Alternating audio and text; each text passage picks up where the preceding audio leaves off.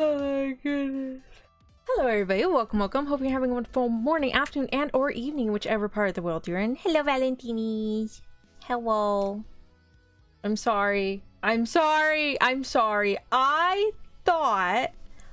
genuinely thought that the HDMI dock would charge the Switch, because I've charged it before. I usually use the HDMI dock to charge my Switch. First the other stream. Oh my goodness. I got a very delicious burrito earlier.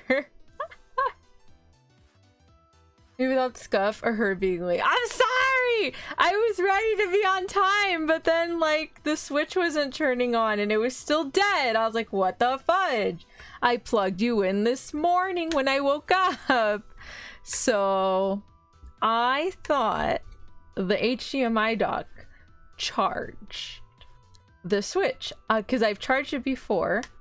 You know, I've plugged it in and I left it sitting and it would charge, you know, to like 100%, whatever it needs charge to. I thought it was charging. Apparently it was not charging.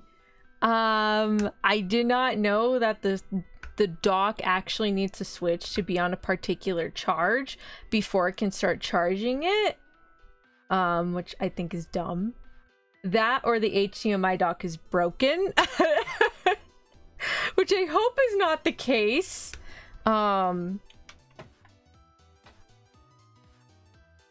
Those that don't know, I'm very much just a Genshin Honkai mobile gamer. Don't really play on my Switch except for streams. Yeah, I hope it's not dead. But now we have to wait until the Switch decides to come back alive. Stupid thing. Please turn on. It's like kind of dead. So what this final stream of the AI nirvanA initiative was going to be in dedication to is apparently NICE gave us what Fei Long had described as a NICE social security number. And that gives you like some gameplay at the end. I was like, okay, cool. Year and change later, we finally about to end this game. Has it been a year since we started? Is it like Somnium Files or nirvanA Initiative? Because I think nirvanA Initiative I started... Oh, I guess I started last year, huh? Has it really been a year? Damn. Like, I haven't touched my Switch in much. Damn. Yeah, there's just like... There's not really any games I want to like sit down and play on the Switch versus like my other games. Oh no, I got the games mixed up. I mean, it's technically from the same series, but it's not the same game. Also, sorry, I didn't say hello to everybody. Hi, Fei Long, welcome. Hi, Bubba, welcome. Hi, Suiseki, welcome. I think you started in February this year. I did. Okay, yeah. Well, it took a while for us to finish the series, because I think I started Somnium Files shortly after Initiative came out. I think. Turn on, please. Whatchamacallit. Alright, so I guess we'll just have our end of game discussion now. Instead of later. I remember tuning on when my first Aithesomniumfilesnirvanainitiative stream, I think. Oh, nice. Thank you. Well, I'm glad you tuned in. I'm glad you stayed. Thank you. What was it? Oh yeah, so you know how I ate gummy bears the other day? I mean the gummy worms. They had a bunch of sugar on it. Anyways, that hurt my tummy a lot. I should not have eaten that before I ate actual food. I had a massive headache and my tummy was hurting like crazy. Maybe it was your second AI nirvanA stream. One of these two. Oh nice, thank you. Thank you. Alright, so from beginning. Oh my god. Oh. Maybe I should have eaten half that burrito. I was feeling pretty sick near the end of the burrito and I was like, I should probably save the rest. And then I proceeded to stuff my mouth. Probably not a good idea. Same with the mole gordita. Ow! No! You'll never learn. No! I love my food. Why would I, you know, like, it's a burrito. It's a good burrito. I don't want to waste a burrito, so I ate it. Oh, except when I went with my friend to that little concert thingy. We got some chicken stuff. I couldn't finish one of my chicken tenders. I was so upset. I said, damn, I should have gone the 3-pack instead of the 4-pack. Then I wouldn't feel bad. And my friend's like, just don't eat it. I don't need you throwing up in the car. I was like, fine. And I said, I can't leave it in the car, right? She's like, we're not going to be home for a while. I was like, fine. Fine. I will throw it away. I tried really hard to eat some of it. And she just gave me a look. Like, if you throw up in my car, I'm kicking you to the road kind of look. And I was like, never mind. So I threw it away. I felt bad. I was like, damn it. Should have gone to 3. Because I was hungry. And I was like, okay, 4's fine. I've eaten the 4 before. I mean, given I only got like that meal like 5 years ago. But I remember eating it once, you know. Anyways. Oh, definitely a sci-fi getting old, not being able to eat straight sugar without getting sick. Yeah. When you're hungry, you gotta eat food or something more solid instead of gummy worms covered in sugar and bits of seaweed. That's not a meal, unfortunately. As much as you want to think it's gonna work out. Unless you have a tummy like mine. No, not unless. If you have a tummy like mine, it's not gonna work out. But yeah. Come on, Switch. You're gonna turn on soon? Please? Oh, so 2 of my nails have healed, thank goodness. It says it's charging, but it hasn't turned on. I looked it up. It says it needs 5% before it even turns on. I'm like, that takes too long. You need to turn on. But whatever. I'll put you over there, I guess. Oh yeah, Phil, there was a time I blow strip syrup. Now I can't finish a can of Coke. I'm not so I do like sugar, but if it's too overly sweet, I don't like it. You know, I can't handle too sweet. Oh my goodness. Alright, so the beginning. Why did I start playing AI The Somnium Files? Do we need visuals? Let me get some visuals. AI The Somnium Files and AI nirvanA initiative. We're misspelling that. Okay, let me see. Is there like maybe a visual with both of them? Both. Oops. Do.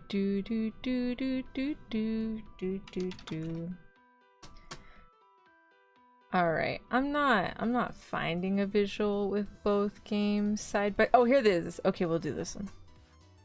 It's a little small, but it has both, so it's fine. Okay.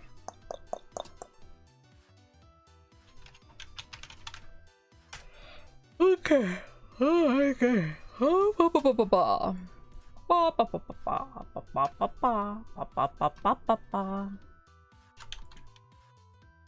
Okay. Not high school anymore because you saw a handsome anime man on the cover art.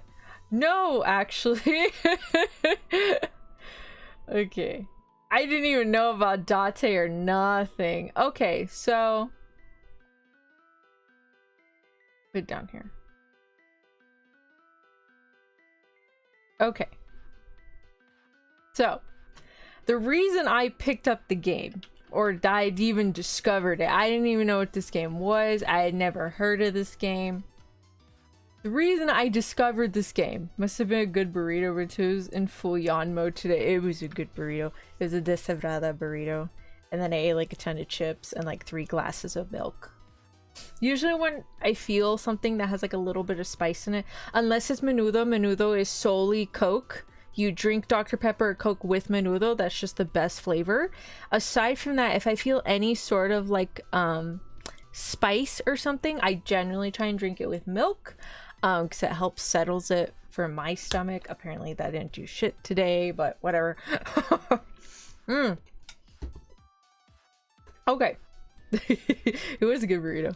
Okay, so no, the reason I actually found this game, the reason I even knew what this game was because there's a VTuber that goes by the name, drumroll please, Fulgur Ovid. Yes. So I actually saw, so usually for like a lot of, I don't want to say bigger VTubers, but from what I've seen, well, from the corporate ones, from what I've seen, they have like specific hashtags you can use if you make artwork or a thumbnail for them to use for their game or whatever.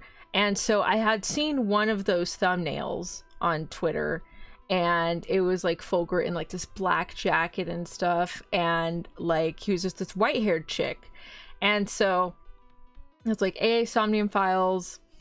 Well, so I had just seen the name. I was like, oh, that looks interesting. I'm not gonna watch it though, because I was like, again, oh my god. The only reason I know about Fulgur and I am a bit of a fan is because I actually knew him prior. Not knew him personally, but I knew his account prior. And he was pretty prominent in the Danmei community. Actually, he had a tutorial up of how to get novels on the Chinese website that has like the web novels and stuff. So I use that tutorial so I can read a book. Can't read Chinese, but if you had the access code, the people translating the book were like, put in the access code from the chapter and then you can get the translation. I was like, okay, great. So anyways, whatchamacallit, and I was like, oh, look, he's here. Anyways, so I saw that fan art and I was like, oh, that's cool. And so later on, I'm like going through the Switch store looking for like, I don't know, just stuff on sale, like some games on sale. And I saw it. I was like, oh, look, the Somnium Files thing. I was like, oh, he's played that before. It looked pretty interesting. I like the white-haired chick. I had no idea what this game was. I didn't know what it entailed. I just kind of read the summary and I was like, okay, a mystery. Nice, cool. I like mysteries. Mysteries are good. Those are nice, you know. And so I got it because it was on sale, I think like $10 or something. I'm not entirely 100% sure how much I got. I know it was like $10 or $12. It was really stinking cheap. Okay, like really, really cheap. And I was like, okay, cool, let me get it. So I bought the game. Hi Ty, welcome. I bought the game. I thought, okay, I'm gonna stream it because it seems like it's very streamer friendly. Because I think I saw somebody else streaming this too, and there was like a boob joke with the lanterns or something. I can't remember who said it. It was a female VTuber. I forgot who said it though. But yeah, there's like a joke that like the lanterns look like boobs. And they're like, haha. And then when they do the dialogue, Date's like, oh, those lanterns look like boobs or something like that. It was kind of funny. I was like, oh, okay. That's all I knew. Any idea what games I'll play after this? I do want to start playing more horror games. I know one of the Switch games I'm going to play after this, like after, sometime next week if I can. I did want to play Eyes. That's just such a nostalgic throwback to that little mobile game I would play. And I'm pretty sure it's still gonna scare the crap out of me. But hi Madness, welcome. What's up? Not much, just giving my thoughts on the AI series because my Switch died. But yeah, Eyes for sure. I think there was other games I downloaded. I legit can't remember.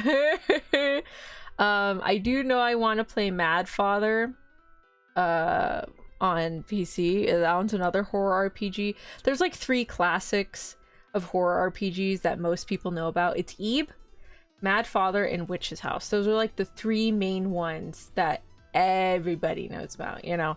But I do want to try and play more horror, at least like the run and tack ones, not really like the supernatural, more like the monster ones. I can handle. Hi Potato. Hi Luke, welcome. Potato. I can handle like monsters. I cannot handle supernatural. There's this one game I really wanted to play it. I I really, really wanted to play it. It's called Madison, but I had seen highlight clips of Shoto playing it, and I was already crying. And I wasn't even the one playing. It was him playing it. I didn't have headphones on. I was just letting my phone speaker go, and I was like, oh, this is funny. Let me watch it. And I was like, oh my god, this is scary. Like, his highlight clip were just, it wasn't even that long. It legitimately scared me. I said, no. If I need to play Madison, that's gonna have to be like, I need somebody in the room with me.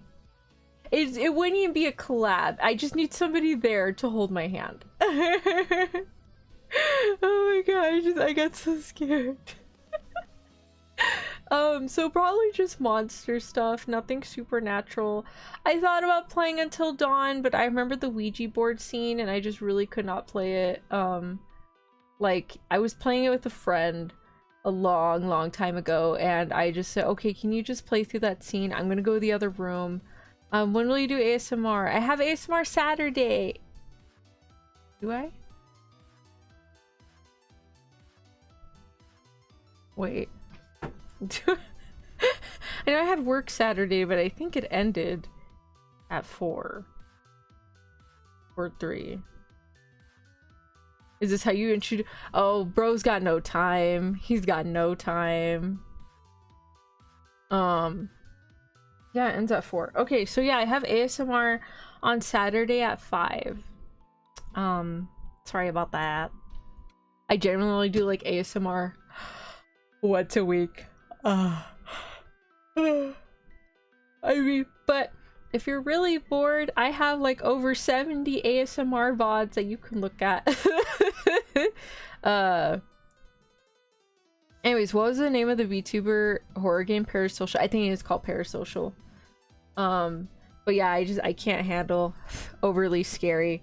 Like I literally had to leave that scene for the Ouija board scene on Until Dawn because I could not play it.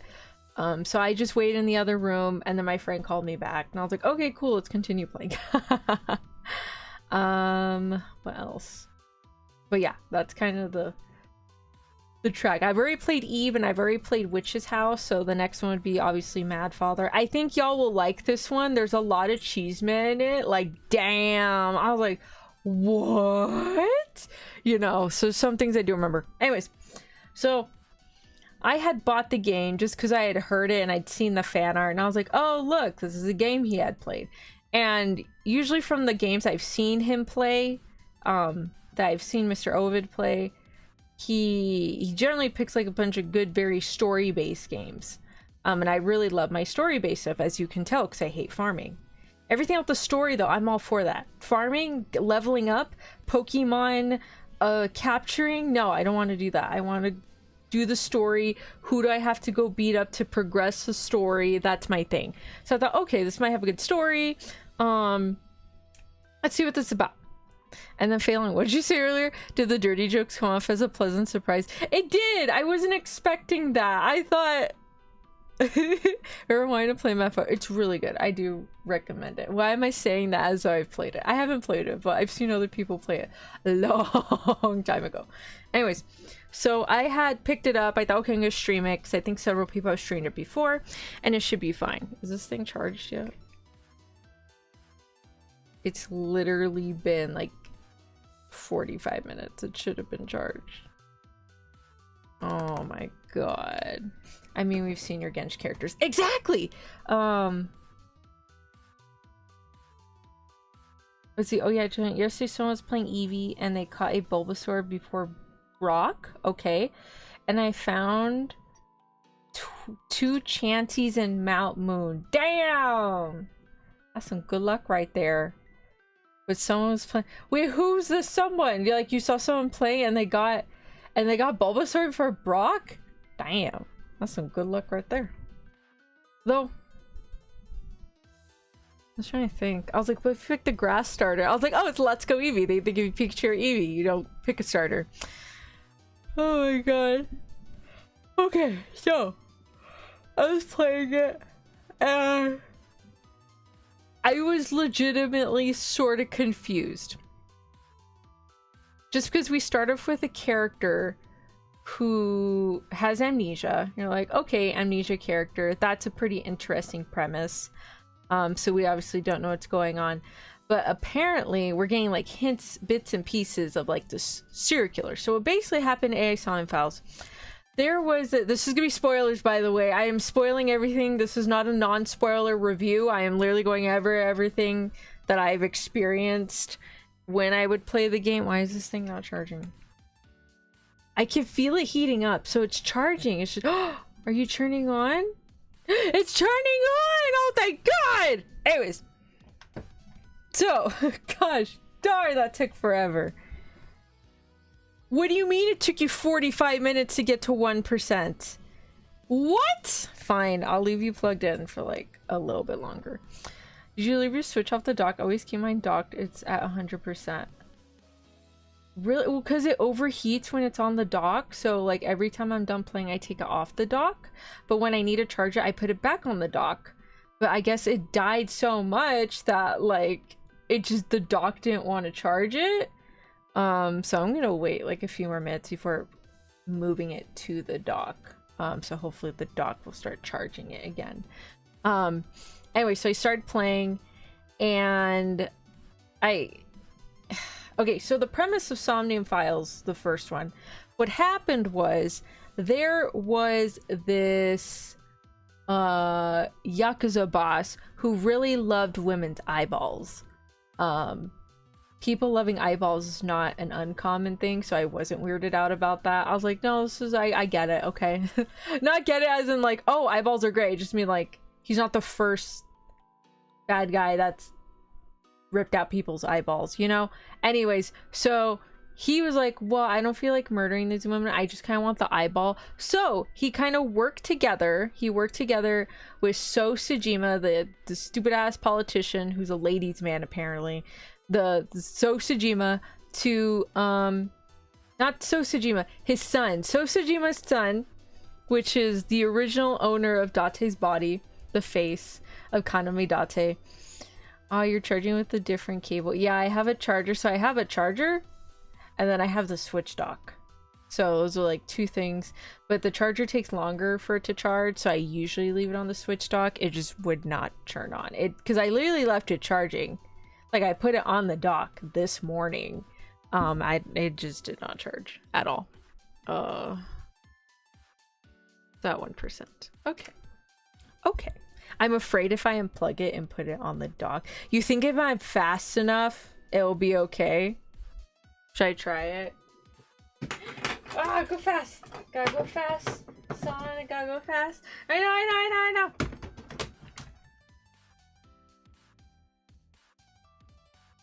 Did it work? Green. Okay, let's see if that works. I just threw it on the dock. I was like, please turn on. Okay, now it's green. I probably should have checked if it was green before I left the room this morning, but whatever.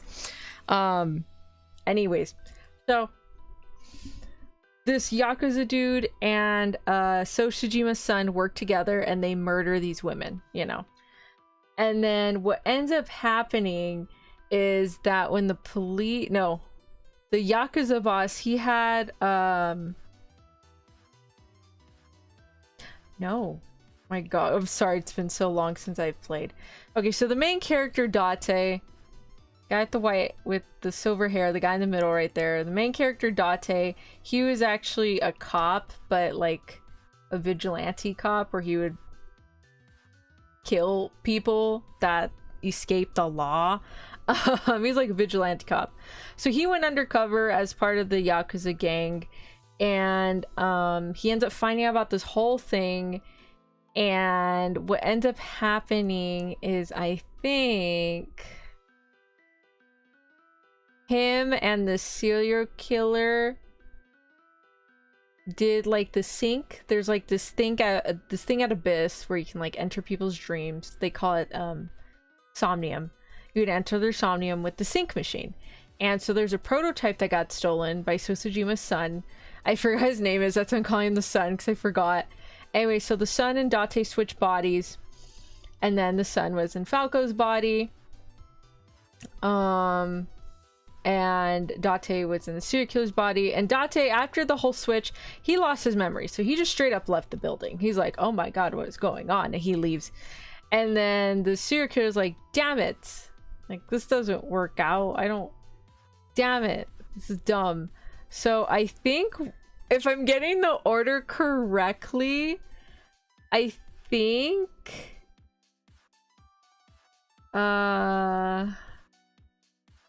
shit. There was a lot of body switching, which confused the heck out of me when I was playing the first one, because the serial killer essentially killed everybody, but they were in different bodies. So like at one point Shoko was the murderer, Renju was the murderer, the Yakuza guy was the murderer, Falco was the murderer, Iris was the murderer, Boss was the murderer, like everybody. Saito, yeah, that guy. Saito is the name. Oh my gosh, did it die again? I think it died. Or is it charging?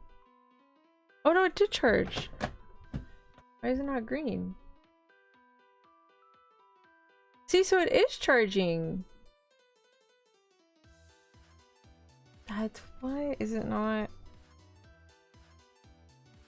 I'm kind of scared to take it off because it. Hi, Sophie. Welcome. I don't know. Okay, so there was a lot of body switching. Yeah, Saito was the Sosujima's son. There's a lot of body switching. And I just want to reiterate that Saito was Sosujima's legitimate child. Like, he is the son of Sosujima and the official wife of Sosujima. The reason I'm bringing this up is because it's so stupidly funny. I don't know who came up with this plot. So in the first game, the main serial killer was Sosujima's biological son. In the second game, the serial killer was Sosujima's biological son.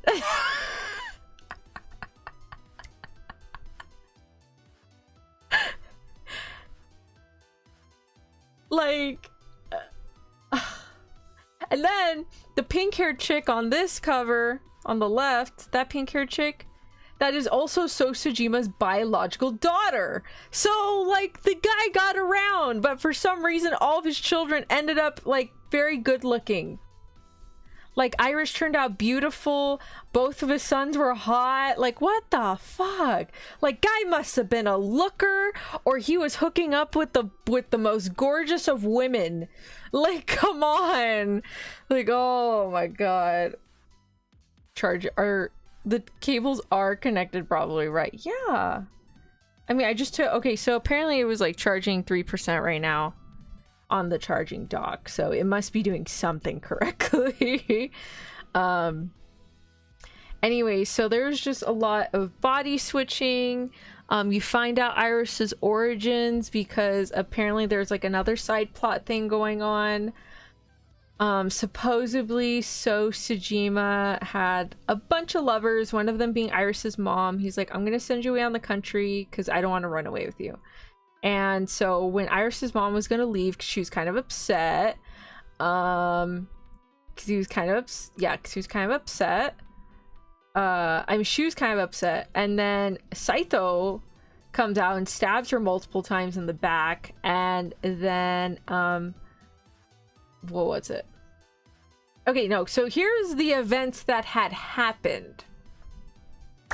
Or did enough by Saito to become his own father, mother? What? That was a Futurama plot. Really? Interesting.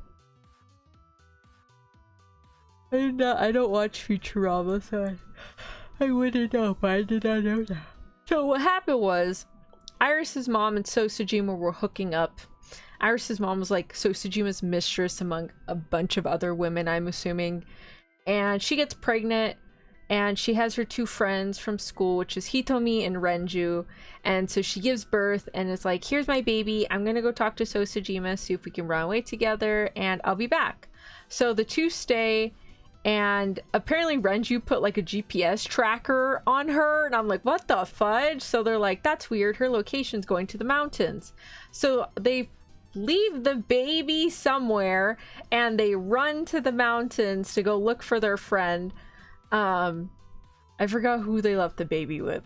Anyway, so they went to go and they found their friend's body. What happened was Sojima had rejected Iris's mom's idea of running away, and he said, I'll give you money, you can go away.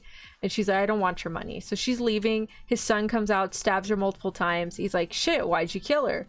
So he calls the Yakuza guy that likes to take out eyeballs and said, hey, can you get rid of the body? And the Yakuza guy's like, sure, we'll go take it to the mountains. So he leaves the body there, they bury it, and that's where Renju and Hitomi find the body. But they're like, you know what, like, we want to bring it to justice. So they took her body out of the pit they dug, the Yakuza people. So they took her body out, put it in the cold warehouse fishery thing, and they left it there for like years. And then that's when Date found it. But he thought it was Iris that died, but it was actually her mom because they look alike. Anyways, you also found out that in Date, before he switched bodies, he was as Falco working undercover. He was trying to leave the mob. And you found out the Yakuza guy was actually gonna go kill Hitomi, because apparently when Date was injured, he met Hitomi at a shrine, and she took him in, they started dating. And so Yakuza guy was gonna kill Hitomi, so Date shows up, shoots Yakuza guy. No, he shot Hitomi in the shoulder, I think. Yeah. Anyways, so all this shit happened, and years later there's like a Cyclops killer, copycat, when it actually wasn't. It was just a serial killer and like everybody's different bodies. And yeah, that's how that ended. So for this one, it had a bunch of like separate routes, so you would learn bits and pieces of information on those separate routes. I think nirvanAinitiative had probably a couple alternative routes, but for the most part you were basically playing in a zigzag formation. And I'll explain that right now. Is this thing almost done charging? I wonder if it'll turn on. Let me tuck it up. It would help if I stopped taking it in and out. Okay, so it looks like it's at 8%. Let me see if it'll plug in. So I'm gonna plug this in. Okay. Anyway, so my overall review for AI Somnium Files, it was absolutely hilarious. The amount of porn that stopped enemies during mid-fight was a lot. And I loved Aiba. Aiba and Date have a very unique relationship. It's like, I don't know how to explain it. They're best friends forever, essentially. Like, they're like really good friends that basically have to put up with each other. And Aiba, so Aiba is really quick to agree to do things, as you saw with Mizuki. It's like, what? Yeah, I have to learn how to cook? They're like, yeah, we'll use the tiny, and it's gonna take you this many hours to learn how to cook, but you're gonna be the best cook, or something like that. And so Aiba just kind of agrees with everything you suggest to her. And she's like, okay, fine. Whereas Tama is like, no, frick that. I'm not gonna do what you say. And she's so aggressively mean. It's kind of funny. Anyway, so I was just overall very confused what was going on. But believe it or not, I actually had a big brain moment where I figured out that they switched bodies.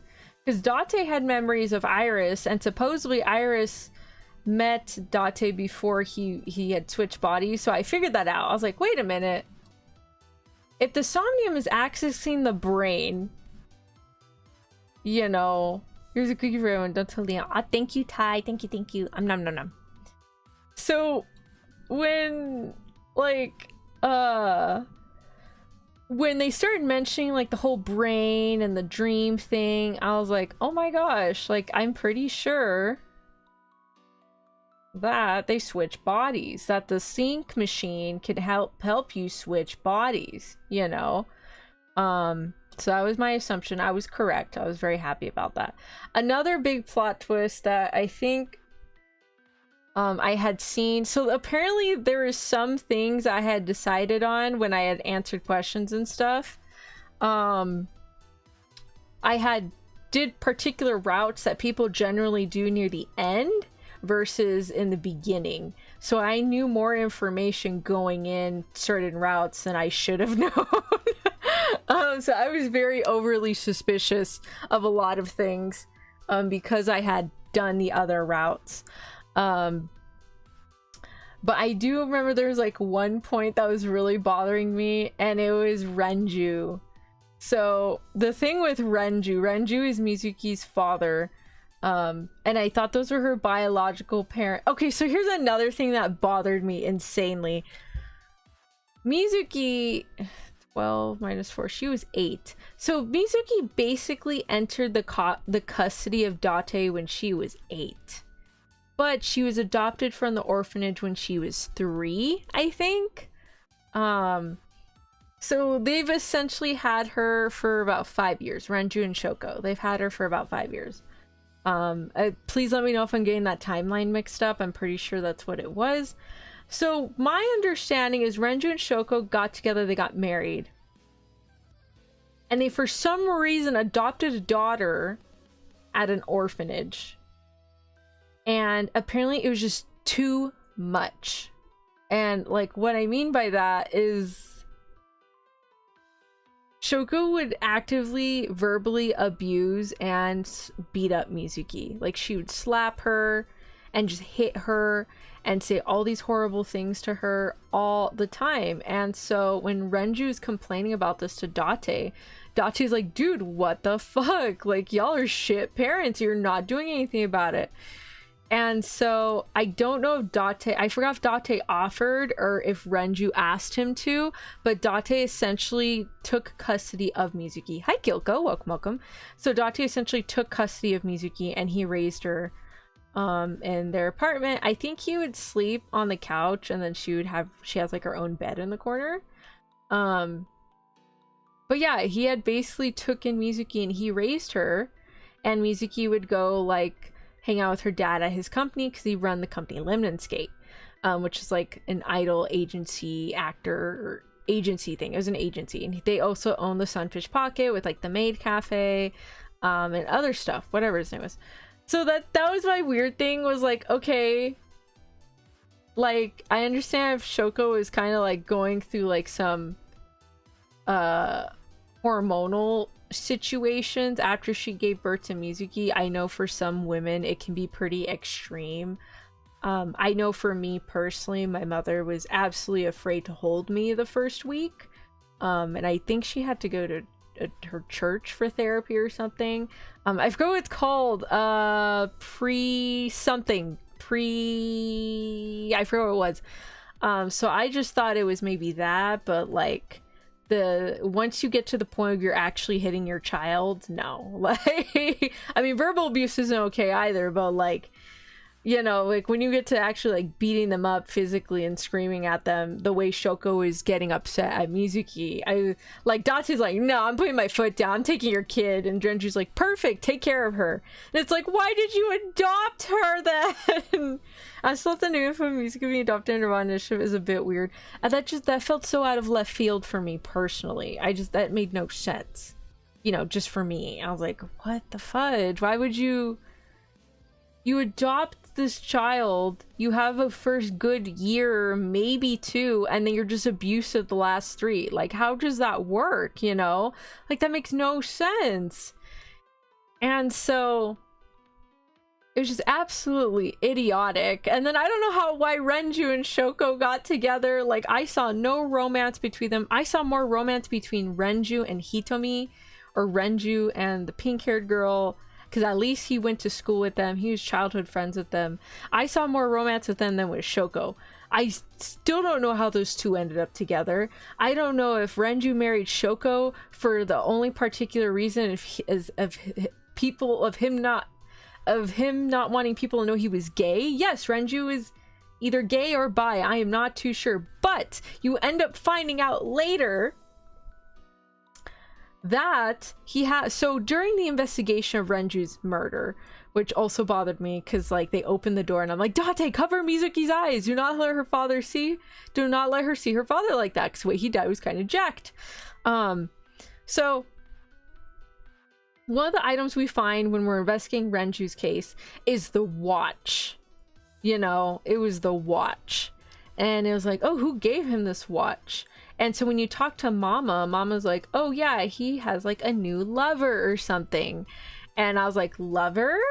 Like, it didn't explain if it was a boyfriend or a girlfriend. I had suspicions he had a boyfriend. I didn't know who the boyfriend was. But I was getting suspicious of Pewter just because when you start clicking areas and you hear his comments, dude was gay, okay? And I was like, no. I'm like, nah, it's okay. Like, maybe they just added that. Of course, I found out Peter was gay prior to, I think, finding out about Renju having a lover. So I did not make the connection right away. I don't think I did. What ended up happening that got me so pissed off, I actually popped my jaw. I was so surprised. I popped my jaw during the stream and I was like, oh, and I could hear a very loud pop in my ear. And I was like, oh shit. And so it was that Pewter was Renju's boyfriend, and freaking Saito in Renju's body is like, honey, babe, I need you to help smuggle the serial killer out of the Abyss headquarters for me, and I need you to do all these things for me. And Pewter was all for it. I was so butthurt by the betrayal. That's why when you see me play AI nirvanAinitiative, I will not forgive that man, because what ends up happening on the main route of AI Somnium Files is after you you're holding Saito at gunpoint because he has someone else at gunpoint. So it's like, okay, put the gun down, or else I'm gonna shoot. I think it was Hitomi or something. And so I was like, no, I'm gonna blow up Saito's head. I need to blow up his head because there's no way we're gonna kill him. And so she's telling Date, like, you need to do my self-destruct code. He's like, Aiba, I don't want to do your self-destruct code. What happened was Pewter cut off Aiba from the cloud and he started deleting her data. And so Aiba was gonna completely disappear once she would blow up, because all of her data was on the eyeball, which she was about to blow up. And I was like, oh my god. So she blew up Saito's head, and I was so sad. I was like, Ivan, no! I was so upset. They do that a lot where, like, you think a character died, but then later on they're like, oh, they're not dead, they were just in recovery. And you're like, damn it, game! Don't play with my heart like this. But yeah, that's why I won't forgive Pewter. Another character I absolutely hate was Ota. Okay, I'm only saying this because it was kind of weird. Like, I understand Iris was a senior in high school, but that was kind of odd. Like, I don't know when Ota showed up. Okay, so I guess back in high school, Iris had joined Lemniscate and was like a streamer essentially. And she would stream video games, and she wanted to be like an online idol because she loved dancing. And she had this one fan, which was Ota, this scruffy looking Ash Ketchum kid, you know. And so I was like, okay, whatever, I guess. And then you like meet him because you want to speak to Iris because she's like related to the case somehow, and he's just giving you attitude. And I'm like, dude, what the fudge is your problem? And supposedly what he would do is he would make multiple fake accounts and he would talk shit about Iris online, and then on his main account he would defend her. And I'm like, dude, that's fucking crazy. And apparently he would spend all of his money on Iris, and I don't know if he had like a job or anything. He wanted to be a writer, and he was writing a book. And then like the other weird thing too was he was 24. I was like, that's kind of odd. Like in the beginning, I think Iris, again, I don't know when he met Iris. It seemed like they had been friends for quite a bit, so he might have met her like when she was like probably 16, 17. and continue to being her friend and just being very overly mushy about her, you know? Like I know what's the guy's name? Moma from the Yakuza thing. I know he is like really obsessed with her, which is kind of crazy. When you first meet him, he has an A-set, that's her name, online A-set figurine in his case, like his safe lock thing behind him. So that's weird, but he's like not actively stalking her or being her friend or like just waiting every day after like a recording session for her. You know, like, I don't know. It's just I got such weird fanboy vibes and stalker vibes from him. It was kind of crazy. You know, I was like, yeah, we're not doing that today.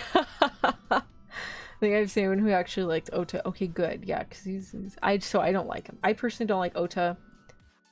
I could see why Gen was pissed off at him. I'd be pissed off too if he thinks he's the top shit and he's not. The amount of times I wanted to punch that man in the face. But you know what? I think his Somnium had my most favorite reference was a Yuri on Ice reference. And I was like, oh my god, that's so funny! You know? So that was very hilarious. And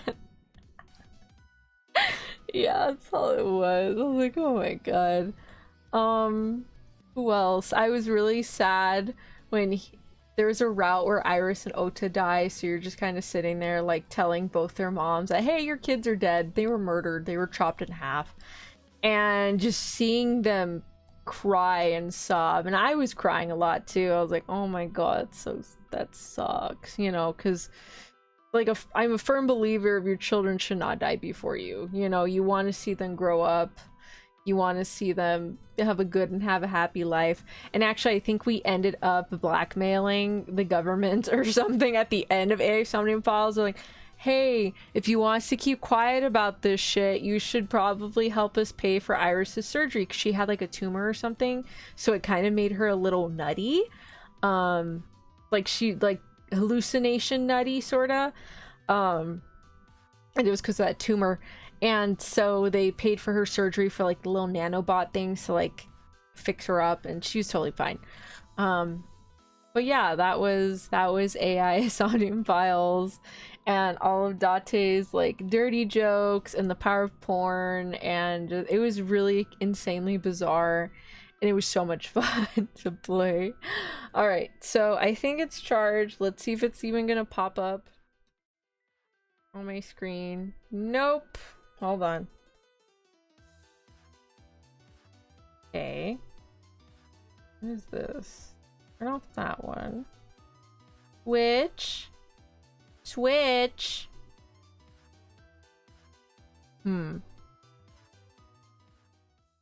it. I think what I'm gonna have to do is I'm gonna have to close out Streamlabs, and then maybe it'll start. Okay, it charged to 21%. That's a sign. It's a good sign. Okay, nirvanA. Okay, so we're gonna plug that in. Plug this in. Maybe. Okay, so I'll be right back. Actually, let's play a commercial while I disconnect real quick. I don't know if YouTube's gonna like jack with it or not. No. Oh my god, my fan just died.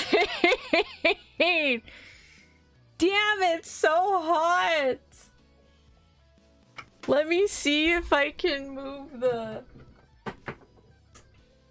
switch dock charger. Yes. Okay, and I can plug in the fan. Oh, thank god. Okay, I'll let that charge. I don't know who wrote and directed the game, but they were definitely on the hardest of drugs. Oh yeah, no, it was wacky as hell. But it was fun. It was absolutely fun. They're like, you know, let's include like all the crazy references and stuff as we can. Okay, let me see if I can play an ad while I turn off the Streamlabs. Oops, let me turn off my background music too. Okay, so let me turn off Streamlabs real quick. Let me exit out real quick and then come back on. Hopefully it'll reconnect. We'll see. But I'll play an ad real quick. Okay, be right back.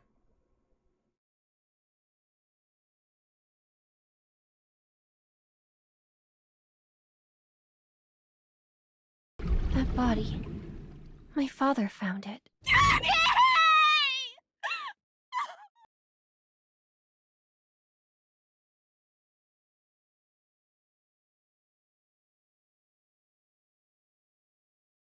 Okay, can you guys hear me? Hello?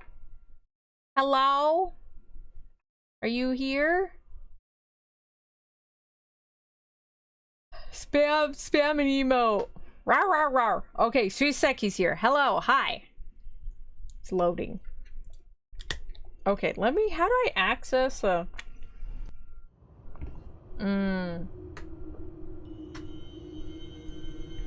Okay. How to access with Nye's code endgame nirvanA initiative. Okay.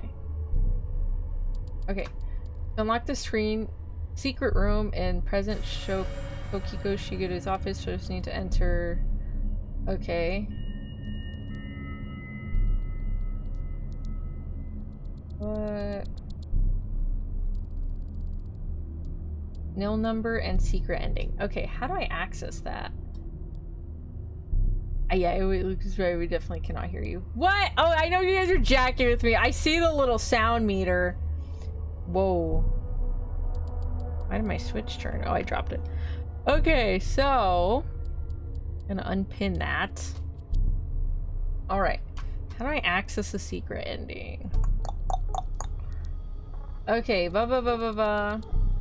including a secret ending that can be locked with the nil number. It's on ending include the flowchart, but one that appears off to the side, almost like it wasn't supposed to exist. So what is the nil number? Where can you find it? Tell her if you're Freyr. Okay, when we first meet, okay. Are you a Freyr? If so, no. Then story progresses normal. If you keep saying yes, she'll ask you for the nil number. Oh wait, how do I access this? Okay, how to unlock? Okay, return to Ryuki chapter 2. Okay. Menu.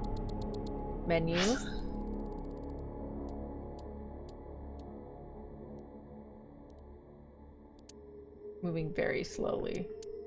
Flowchart. Ryuki chapter 2.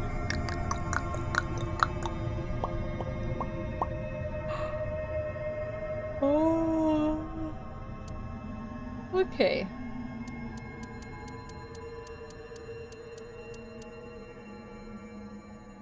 Ryuki.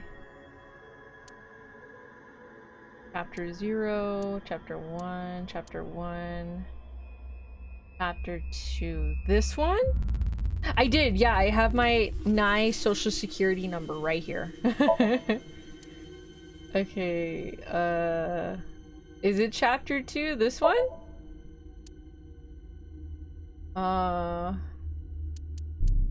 This one, right?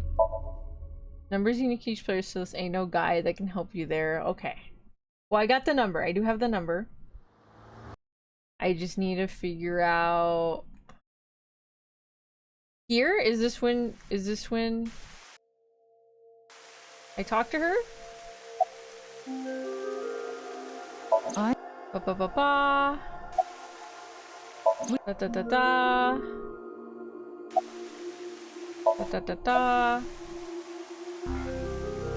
Wait. Okay, we first meet. Okay, again, Tokyo will ask you, are you a Freyr? Answer yes, and okay. We'll transfer to an alternate dimension with nothing. And wait, oh wait, no, I don't want to read that. Oh wait, how do I? Is this the conversation? This one? Okay, let me see. This isn't her somnium though, right? Like the somnium isn't By the way. Okay, Swedish philosopher, frosting sweet, ba ba ba ba ba. Ba ba ba ba ba. Holographic principle, ba ba ba ba ba. Nice watch. But unlike Chicago. Okay. think. Talk to somebody. Ba, ba, ba, ba, ba.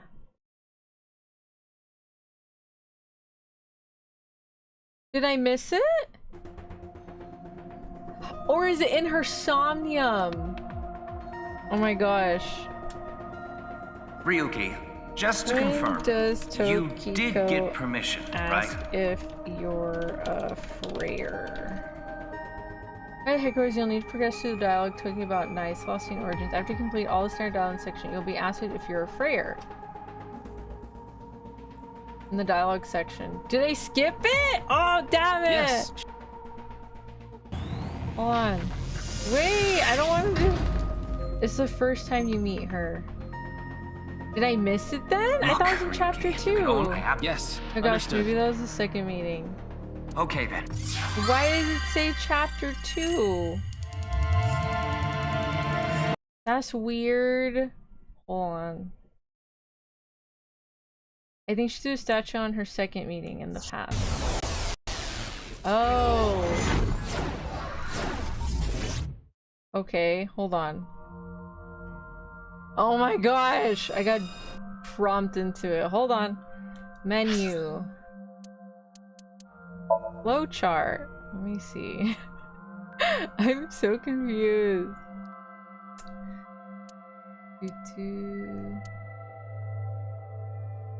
Oh, okay, it was in chapter 1 then, right? Ah, okay. This was probably the one. Okay, let me see.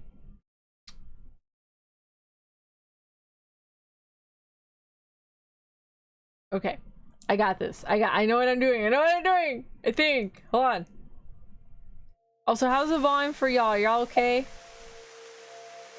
Wink sync. What is going on here? Oh my gosh. How'd you end up here? Bats 490. Nice. Judge 6 a.m. The guy lied, I guess, so it's a chapter 2.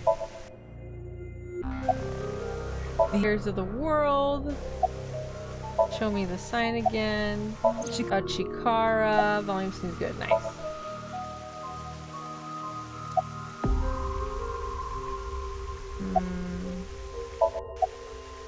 Oh, nice. Say something funny. Say something You're funny.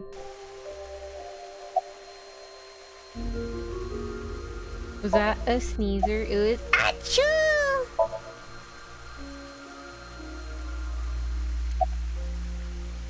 Did I miss something? That's the Nanya.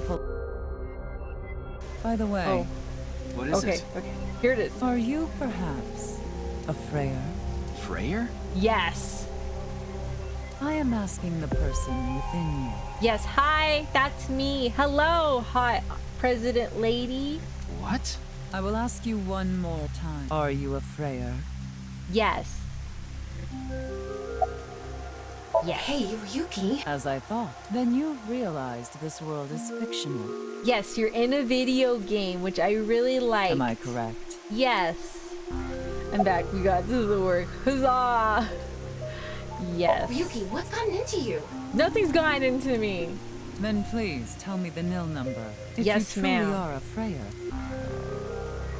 Okay. Wow! 6, 4, 2, 5, 2, 1. That is my social security for Nice. Beep boop boop beep boop boop boop boop beep boop boop boop boop boop boop boop. Beep boop boop boop beep boop boop boop boop boop. Boop boop boop beep boop boop boop boop boop beep boop boop boop. Chapter diverge.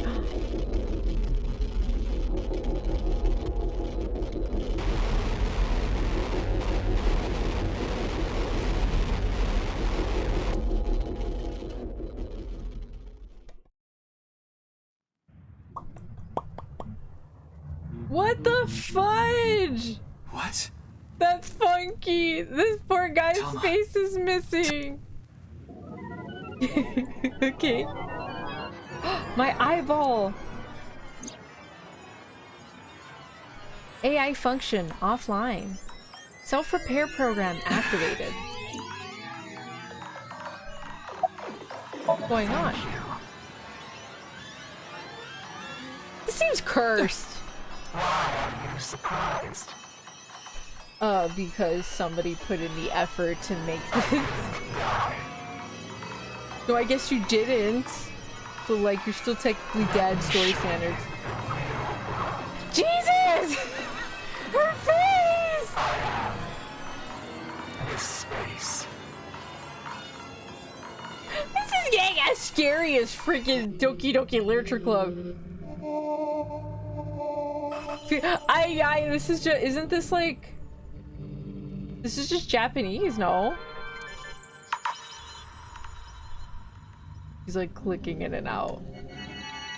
Okay. Do do do do do. Tokiko said find me. Where could she be? Is she the statue? Oh my gosh, we get to walk through stuff. Oh, that's crazy.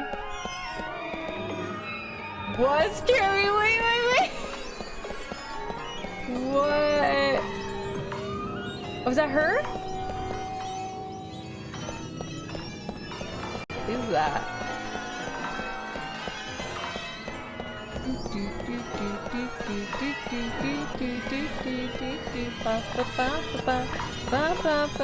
Well, here's your horror game,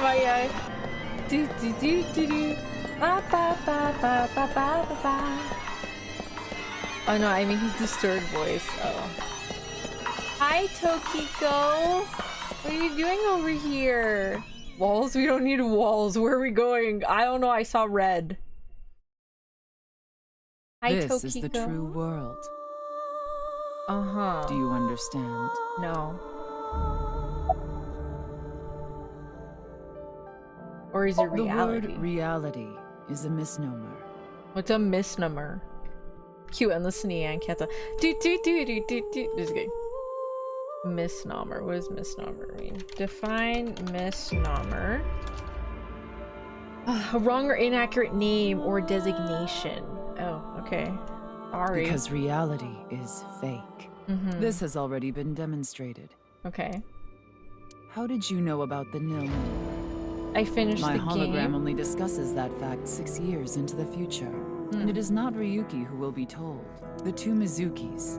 We will tell them the nil number. Okay. But for some reason, you already knew. Ah. Why is that?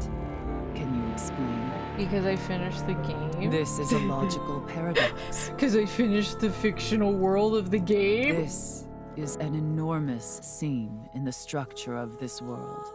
It has been rent, and the reality beneath has been exposed. Do you recall what I told you? No. If you tear at the seams of a cloth, it will unravel.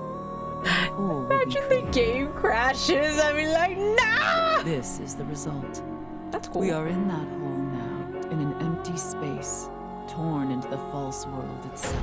Nice.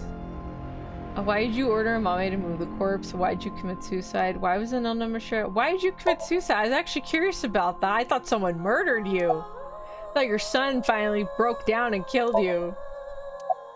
She's not telling me You shit. asked me 3 questions. I did. All of them have the same answer. What's the same In answer? order to experience this moment now, we did this. I don't know how a mame murdering someone had anything to do with that. Or is it the fact that you died later that you ended up here? Although I suppose it is more accurate to say what we are about to experience. Oh, we haven't experienced it yet. You know, this was already kind of an experience I did not want to enter, but here we are now. I thought it would be more colorful and kind of wacky, not hello darkness my old friend, and then you would just be glowing red. That's not The like, intersection between the warp and my weft. connection with glowing red That's things where is the not a good seams thing. occur. Okay. Everything happened to make this happen. And what is about to happen. What The is about to reality happen? I'm is, kind of scared This what world will is about to eventually happen. collapse. I have reached moksha, Okay. thanks to you. Oh, you're welcome. I guess. Further explanation is unnecessary. Really, because I think I need an explanation. I will not allow you to call this charity, but I will grant you one of two options. Thank you for your kindness. I'm gonna save real quick.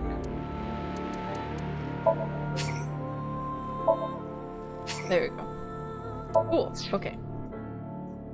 Two options. Ryuki Okay. is about to return to the original world. Uh-huh. When that happens, you can share this information with him.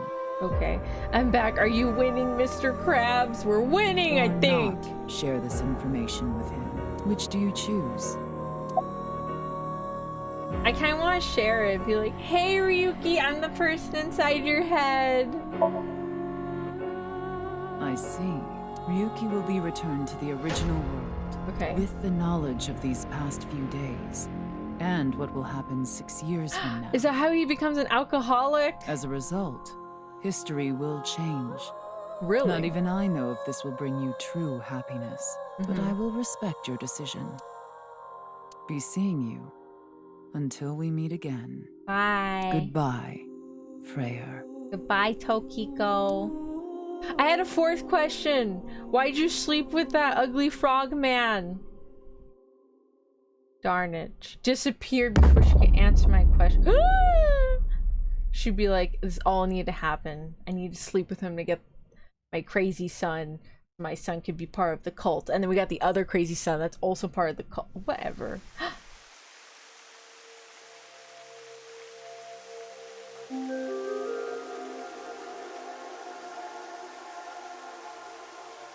Ryuki, are you okay? What about Tokiko? I have no idea. I was out cold. Mamoru, where's Tokiko? Huh. She was just here earlier. I explained to Tama how I met Tokyo outside the president's office, so Tama is Are you stupid or something? not It's just one of your stupid. typical episodes. No, it's not! Episodes. Yeah, your hallucinations? Have we been talking Ryuki's whole time? We all need the answer to that question. Yeah, because I thought, damn, I guess their son got the mom's traits because he was hot. But then he was adopted. Apparently he's Sosujima's son. I was like, either your mom was hot or Sosujima was a looker back then, you know? So like, I was like, damn. I think you need to get some sleep.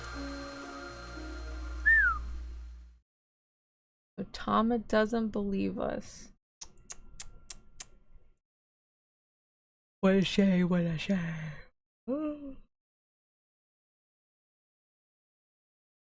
All this happened more or less. Okay. 6 years later.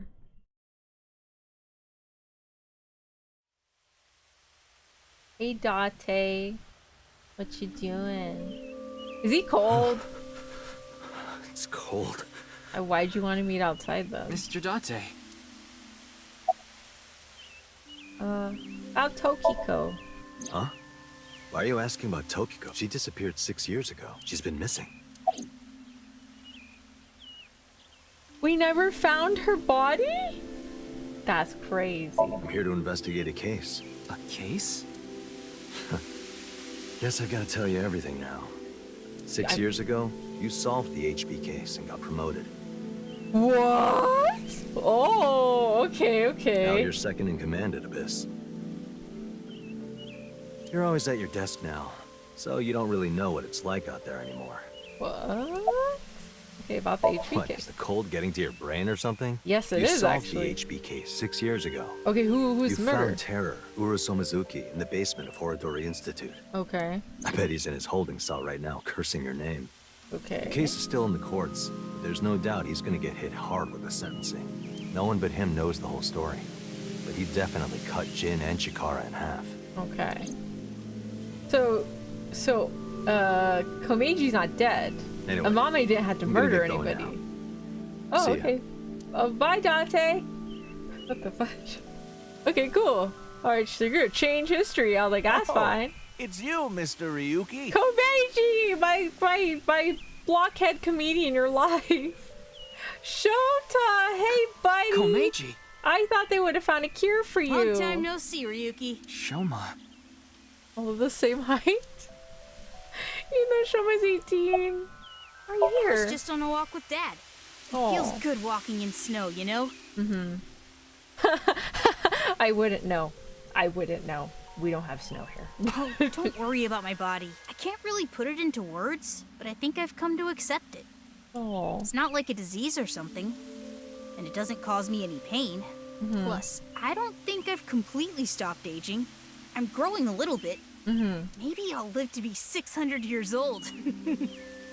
I mean, hey, if you're gonna live that long, I mean, I'd say go ahead and pursue your dreams, Shoma. You know, go join your robotic stuff. If you really think hard about it, it is pretty crazy. You called him Shota? Oh my god, sorry. I thought I said that for a second. I was like, no, it's probably in my head. Oh my god, sorry. It's called Shoma. Shoma. No, technically with his size and height, you know. But no, his name's Shoma. Oh my gosh. I thought I either said Shota or I said Shoujo, and I can't remember what I said, and I thought, no, it's probably in my head. It's pretty crazy without thinking hard about it. Alright, so you're alive! What do you mean? I'm not a ghost. See? My legs are right here. Yeah, but I saw you cut in half. They are short. To think, my only son insulting me like this. You should consider yourself lucky I don't have a short temper.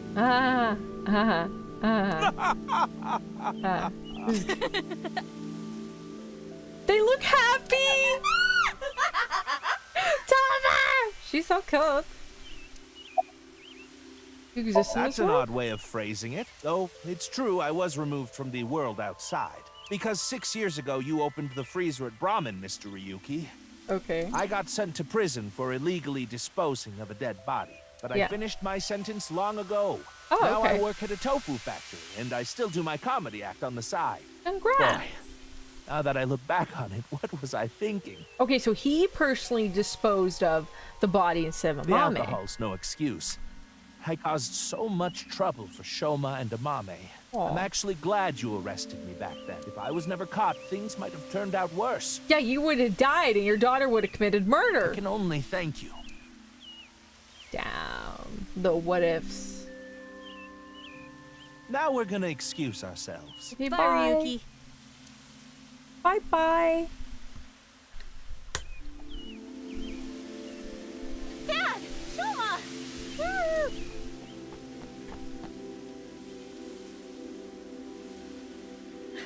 Darn. It was a step too late. She's like, ah, they're up there. Just Gonna call ask what they them. wanted to eat for dinner. Mame. And again. I didn't think I would meet my savior here. Savior, what did we do? Today's going to be a good day. Okay. What did I do for you again? Are you Savior. serious? I'm talking about 6 years ago. You covered up what I did with Jin's left half. Not Okay. too long after we moved the body to the freezer, you found it there. Mame and I didn't even get a slap on the wrist. So Komeiji took the Right, fall. Komeiji was the only one convicted of disposing of the corpse. He never mentioned Mame's name during the trial. Oh, I mean, because he died. Huh? Mame. What is it? Nothing, you just look You happy. look like you've seen a ghost. I mean, she's not dead, but she certainly wasn't in any good mindset I've when seen we a last killer. left her. Oh. Are you talking about a Mame? No. Well, she did slice it right down the middle. The lobster we got at the store. Oh my god, they're references. Because you asked me to, Genny. Ryuki, in this timeline, Amame didn't kill anyone. Oh, Tama, now you're in on it now. Okay, you were calling me crazy. As you saw earlier, Komeiji is alive and well. There is no reason for Amame to kill Terror. Not to mention Terror himself, Urusa Mizuki, has been in prison for the last 6 years. Well, just to get this out there, I don't completely believe in this other timeline thing you're talking about. Oh, right. She said, oh, you're having an hallucination.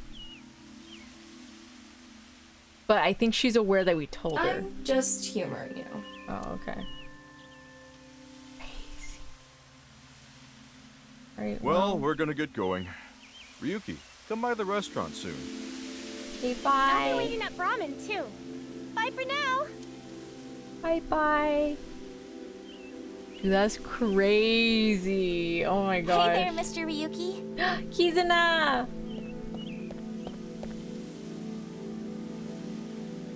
That's right, the explosion didn't happen. Why are you so shocked, Ryuki? Did Kizzy's beauty startle you? This guy.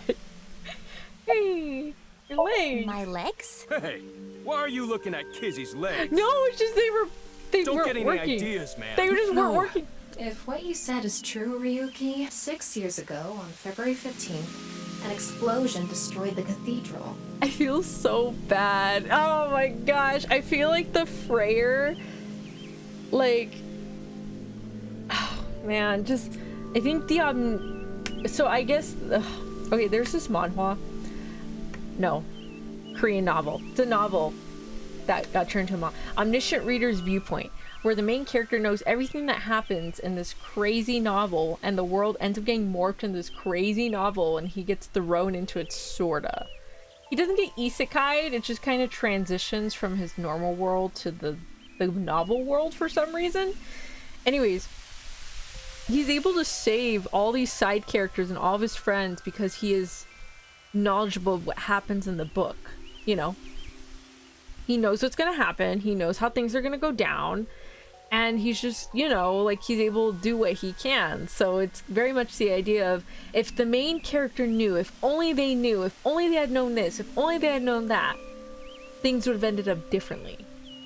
The information you know can help you with a life or death situation, you know?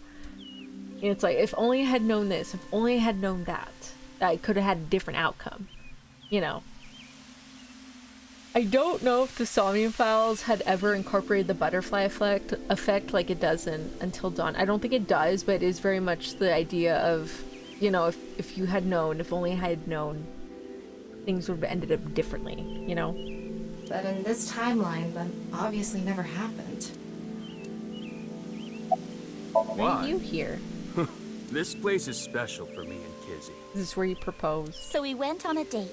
Aww. Date, huh? You two seem happy. Hell yeah. I am very thankful. Aww. Yeah. Are we gonna see the two By the way, Mizukis next? Yes. I saw Mizuki in courts earlier. I think they're looking for you. Oh, I knew it. For me? They had a message for you. They wanted you to meet them somewhere. Where? Where? It's nearby. Yes, the stadium. Why are we going to the stadium? That is odd. Okay. Also, what was BB's eyeball called? Pablo Castro, Pablo Carlo Marco? Was it Marco? I think his name was Marco. Hi guys. How you doing? Aiba? Huh? What about Aiba? I am right here, in Mizuki's left eye socket. Once I decided to join Abyss, I got my left eye removed. Oh. Okay. And yeah, I because was they installed exploded. there. So Mr. Date doesn't have you? I go back sometimes. She's like, I think about it sometimes. Like having two lovers. Oh my god, Tama! Please do not make it weird. She's like, no. You're just that popular. Yeah, you have a way of attracting all the weirdos. Mizuki's not weird! Who are you calling a weirdo? Yeah, I was gonna say, it's like, she's not weird. She's kind of like the normal one. Her and her sister are the only normal ones. You're looking for me. Yes. We wanted to ask you something. Does seeing the stadium evoke any emotions? Yes. Like what? I feel like we fought together here. We did. There was a big final battle. I was freaking out about Today, it. on February 15th. I think you were there too, Ryuki, so I thought you might know something. All the players are here. Yes. We did fight here. Doesn't sound sanitary, sharing eyeball. Hey, Tama. Is it really okay to leave things like this? Maybe Aiba has like a self-cleaning What do you function. mean? Or maybe she has like a little bath thing with like disinfectant she soaks in or So something. Meiji's alive, Kizuna still has her legs, Mommy didn't kill anyone, and she's living her best life. This is so sad. Isn't this the ultimate happy ending? It is the ultimate happy ending, but it's not the ending. you Yeah, know? that's all true, but...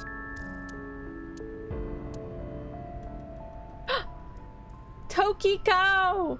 The boundary that divides the real and unreal is ambiguous. It's all like a butterfly dream. Perhaps you are that butterfly, fluttering as the wind carries you through the I hate when her eyes get like that. It legit reminds me of like the creepy bug scary monsters from Hunter x Hunter with that final, was it the ant arc? The monster arc? I can't remember. It was the last one that was animated. Okay, I found out 2 things yesterday that devastated me immensely. Nice!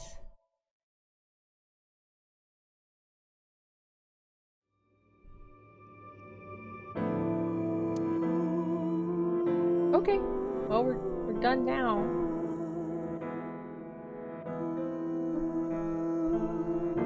That's really cool. Okay, so we're gonna jump back. That's it, right? Fei Long, is that the end of the thing? I'm assuming because it's green we're done, right? Okay, so 2 things I found out yesterday that devastated me immensely.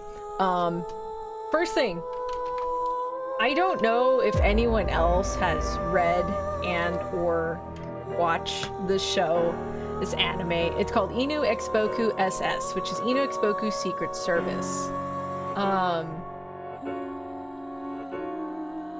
What was it? And I'm kind of upset because back then I just did not have the funds to buy an 11-volume book. I only have volume 2 and 3. You definitely should play that mini game you just unlocked. The mini game? How do you access the mini game? So, I back then when I had first watched it, I didn't have the funds. I was some broke kid, okay? Bonus?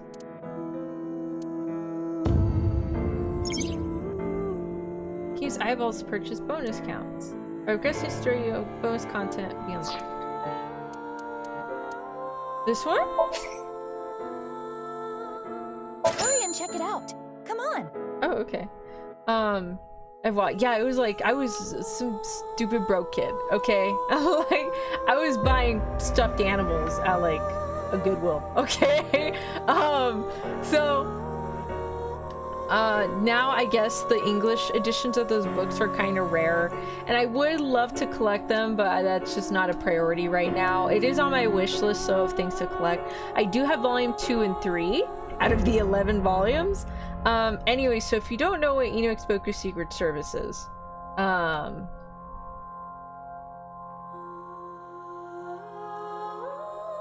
it's this. Let me show you.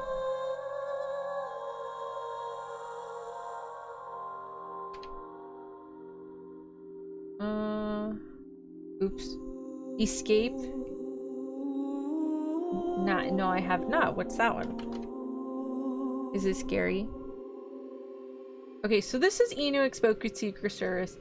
Basically, I think what it was is some supernatural entities, or like some Onis and the scrolls and skeletons. Anyways, they each had like a secret service member that would kind of protect them. I didn't really understand the premise like when I had watched it a long time ago, and I haven't rewatched it. So apparently, oh my god! Seriously, Seki, oh my god! What? Oh my gosh! Oh my gosh! Thank you! Oh my goodness! Oh, thank you! Oh my god, you didn't have to do that! Oh man, thank you!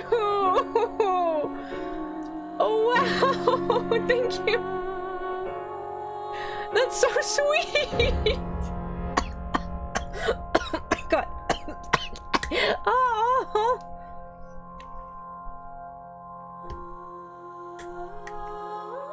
First super ever, I know!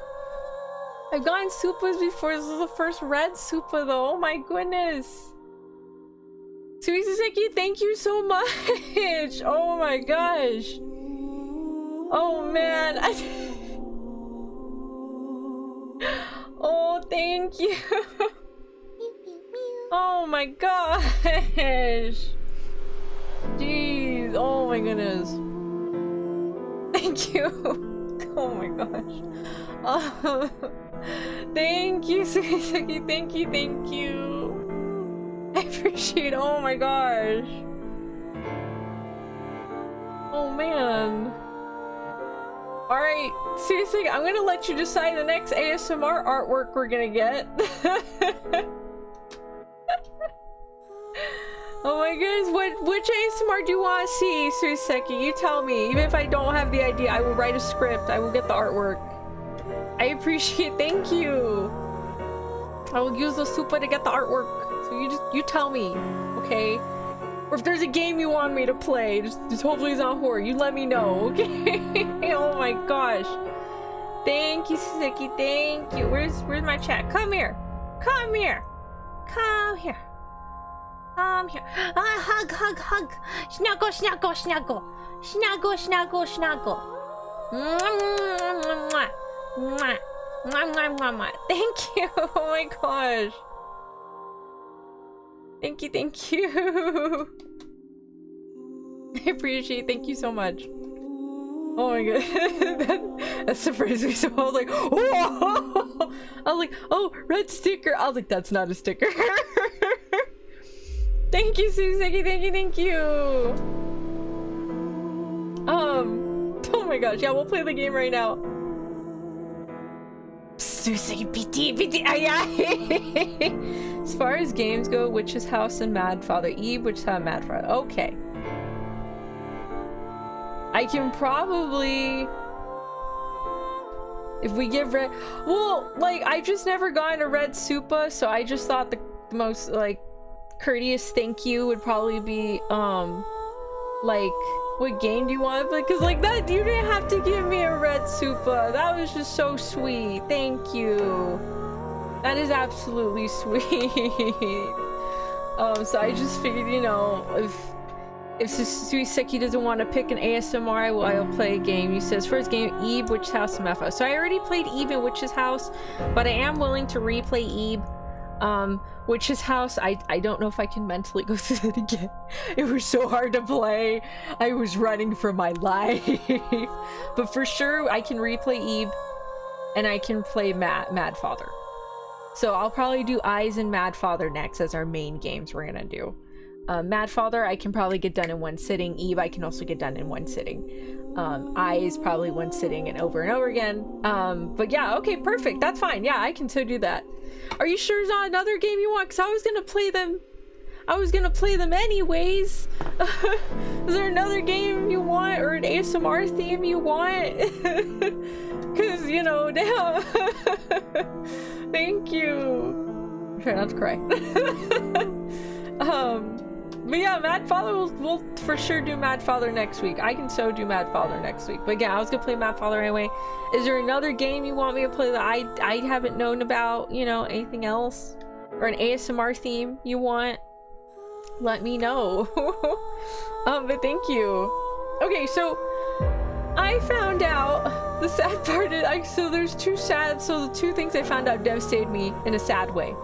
I found out that the author of Enoch's Boku Secret Service started a new series where an evil lieutenant from an evil organization falls in love with a cute magical girl who's being exploited by her boss.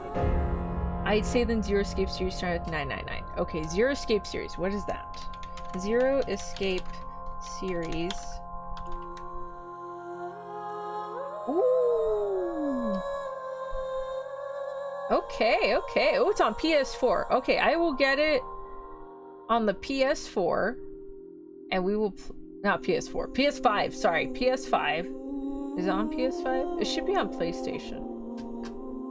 Zero Escape series, or it should be on Switch. Please be on Switch.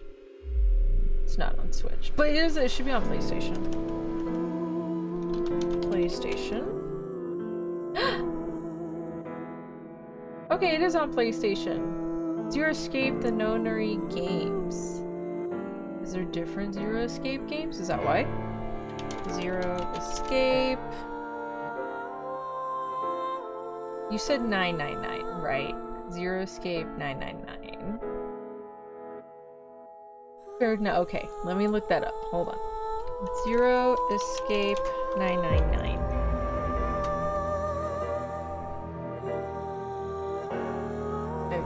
Unless, is it like a pack? Let me see. This actually might have just combined them. 2 nonary games, 2 sets of 9 unwilling participants kidnapped to an unfamiliar location. Is that the same or is that different? Okay, there's Zero Escape, the nonary games, and then there's Zero Escape 999. It should be on PC. Oh, it should be on PC. Okay. You know, I could probably buy it on Steam. I'll probably do that. Zambot Gang, you tuning forks for ASMR 20th. Tuning forks? What are tuning forks? What is that?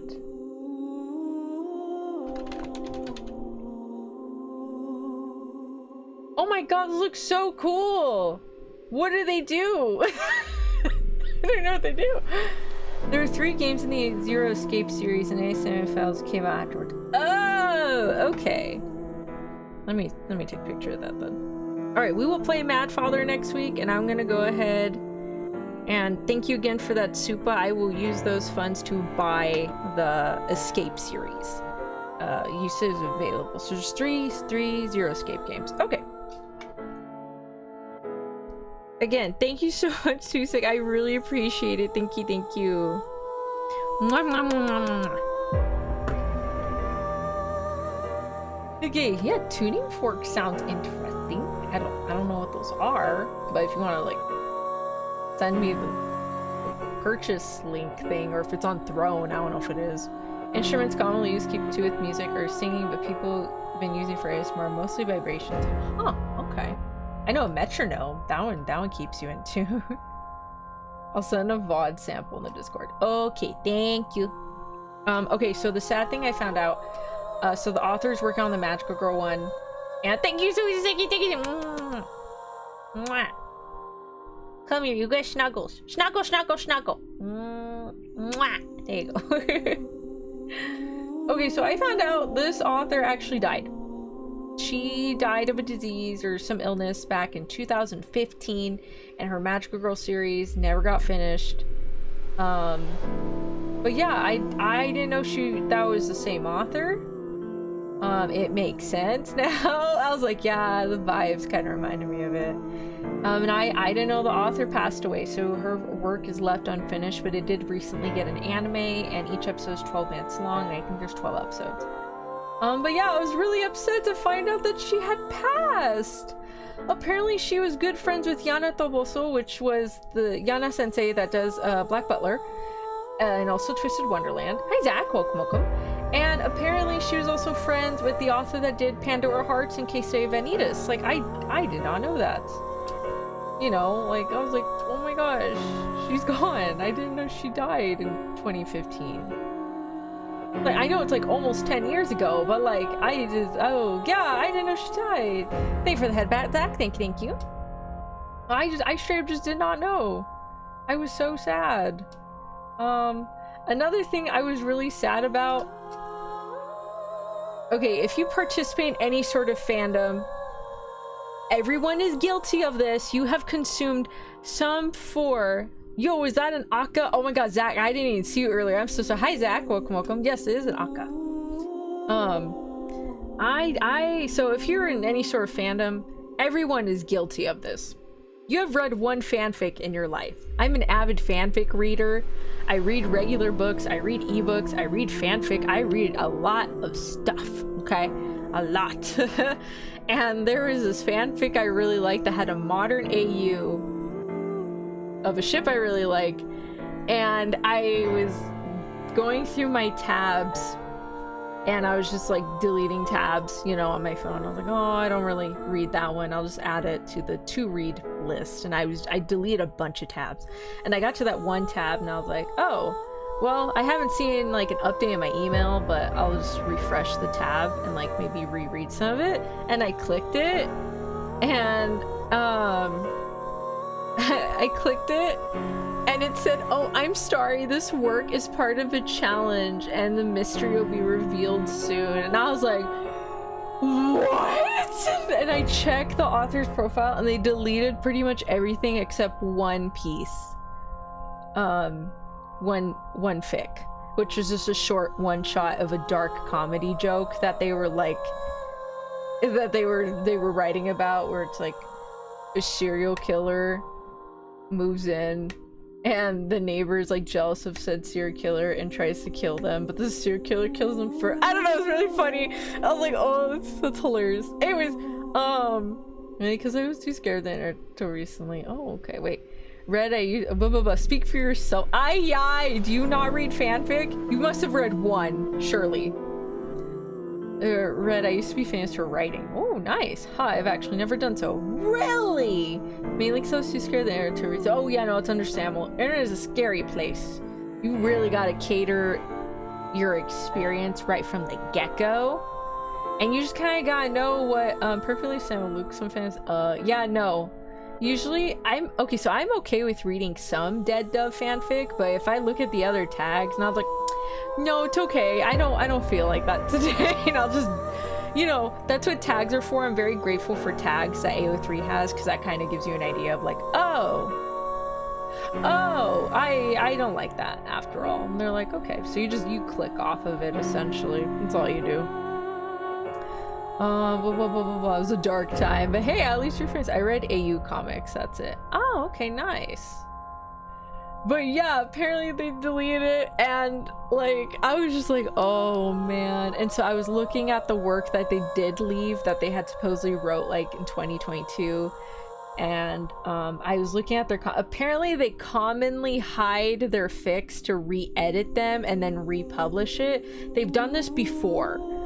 So I felt a little better, but I still left a really nice comment on that other fic. I said, hey, I read your other work. I really do love your writing. It's really good. I actually did genuinely like this author's writing just because their descriptions were so fluid. I can like mentally imagine everything. It was really, really good. I was like, what the fudge? It was just really good imagery, and they had a really good characterization of the particular characters I was reading for, and I had fun reading it. I was like, oh my god, it's like a drama. I bust out the popcorn. I was like, shit, what's gonna happen next? You know, I was interested. I was intrigued. I was like, damn, what now? You know, maybe I probably didn't recognize this. It was one I don't remember actively searching for. Oh, okay, wait, do dojins count like parody dojins? Yeah, I think so. I think a lot of dojin. What show do you read fanfics of? I'm not gonna disclose that.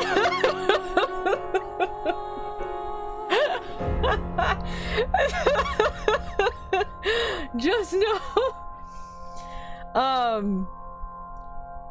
Okay, no, I guess I can disclose that I've read some Genshin Impact fanfic, and I read Danmei fanfic, and Honkai, and obviously some of my books, like an established couple, and I just wanted like some extra stuff. Like I read this couple gets together in a sense of a bookworm, and I was just reading fanfic about them, and I was like, oh, this is so cute. Like they have winter now, and this is a really cute like happy anniversary thing. And I was like, oh, get cute, you know, little things like that. But I will not disclose. Oh, heck is a dojin. The heck is a dojin. No, I don't read anything super hardcore, but I'm also not gonna disclose. I've read too many dojin. I've read a good number of dojin, original and non-original. But yeah. Anyways, thank you again, Suseki. Let's play this mini game real quick, and then I'll give my closing thoughts on AI NirvanAinitiative.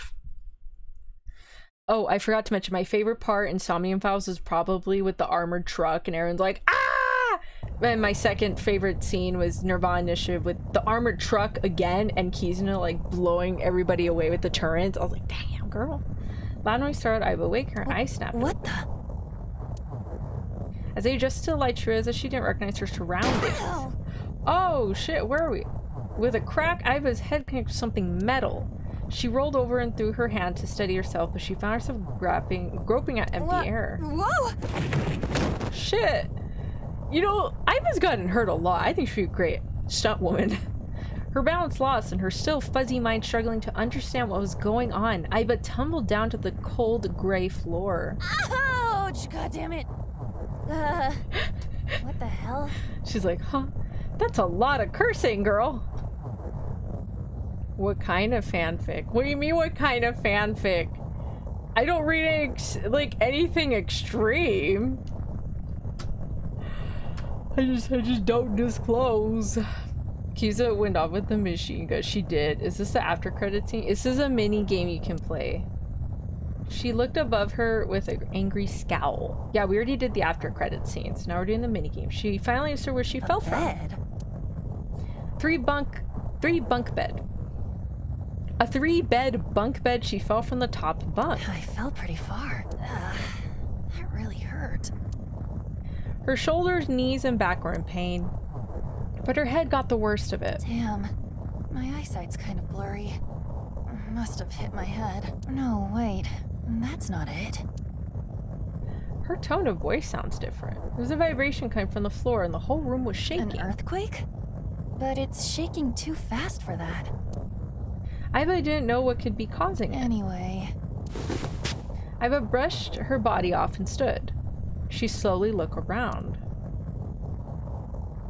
Okay. Cabin 3. And she whispered. Where? Are we on the Titanic? Are we on the Titanic? Am I? Iva stood in a room so familiar to her and nearly made her forget the pain in her body. Eventually, the shaking subsided. Wait, it stopped? A strange silence started to fill the room. In the distance, the sound of metal. What's that sound? Iva looked around the room. You just give me a dinosaur emo? Oh my goodness. Are we in the Titanic? I have a feeling, because that looked like that was a ship on the window thing.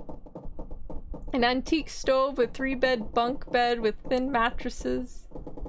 There's another set of beds on the other side of the room. On the walls, a slightly rusted iron door. It stood as firm and cold as stone monuments. That's... First thing that caught her attention was the writing. There was a number written on the door with bright red paint. 5. 5? What's this 5 mean? She stared at the number and slowly approached. She tried shaking the L-shaped handle on the door. Actually, I haven't played this, so this will be blind to me as well. Oh, nice. Okay. Shake, shake. It won't open. Pushing and pulling did nothing. What evil mastermind ant-arachnid timecode thingy is this? Pin pad, whatever. Beside the door with the device that appeared to be some kind of card reader. What's this? Is this keeping the door shut? Iva closed her right hand and pounded on the metal door. Hey! Hello? Is anyone there?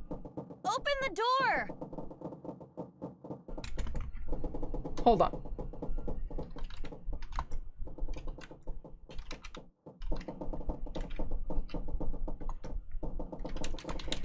Why? Okay, is it just me?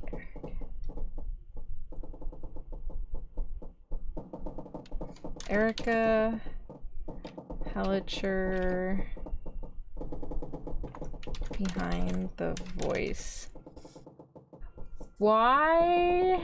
I'm getting... Okay, so I don't normally watch dub, so I know I'm not recognizing her voice from anything recent, but to me... Oh shoot, you're Joan. Okay, I didn't know that. Did she voice... She didn't! No, wait, no, did she? Let me see. Like, for some reason, when Iva spoke right now, it reminded me of Sailor Moon. Oh shit! She's the voice of Venti? Oh, I didn't know that. Iva, you're Venti, you're our bard? Did not know that. Okay, let me see. I don't know, like... Oh, she was in Sailor Moon Stars. Sailor Star Maker Taikiko. She's not Sailor Moon. Okay, I don't know why I got Sailor Moon vibes from her. Okay, like, when I was listening to her, I was like, why does she sound like Sailor Moon? No, not Sailor Moon! Not Sailor Moon!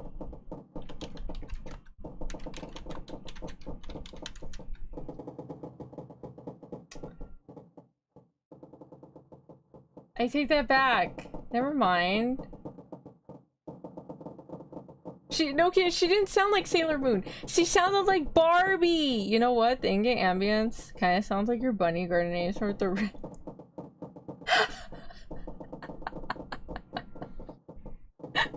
The rain pelting down on the door.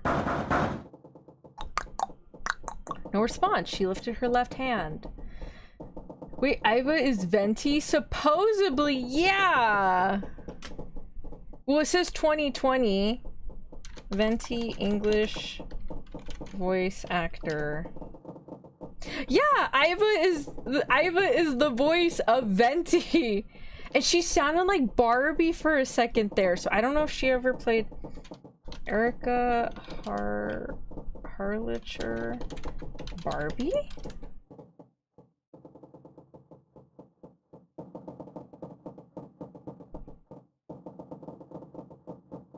No, she's never done Barbie, but for some reason when she called out like, hello, anybody there? It reminded me of Barbie for some reason. Okay, at that moment she knows something peculiar. Huh? What the hell is this? She couldn't keep the question inside. On her left wrist was a bracelet, totally alien to her. A digital number was displayed on the center. A watch? It doesn't look like one. It couldn't be, of course. There's only one number displayed. 5. That's the same as the door. Not that she knew what that meant. I was confused. Beside her first course of action should be to take the bracelet off. She turned her wrist as if taking off the watch. How do I take this off? Rip it off. Just kidding. There was no clasp on either side of the bracelet. She turned her wrist the other way. She noticed protrusions coming out from either side of the display. Maybe pushing something on this will work? Buttons did nothing. The digital face did not change at all. Nothing. Damn. I guess I'll have to force it off. Iva tried to remove the bracelet by force, but... No good. This stupid thing won't come off! Yeah, for some reason, sometimes her tone of voice reminds me of Barbie. The metal bracelet was tight around her wrist, and I mean like older Barbie. What the hell is the deal with this thing? She let a frustrated scream. The situation made no sense to her. Her head felt like it was going to explode. Where am I? And why the hell am I here? Why? What the hell happened to me? I don't know, Iva. Oh! My head. Jump scare! Sharp pain in her head caused her to lift her vision. Oh. She discovered a window opposite to the door. It was similar in style to those found on Hold ships. On. Am I on a ship? She slowly walked to the window. Outside was pitch darkness. I can't see anything. If only it wasn't so dark outside. She squinted into the dark. You and I see we're playing 999 now. Hi, Ghost Racer. Welcome, welcome. Oh, is this a 999 reference? I didn't know that. Well, we're gonna play it later.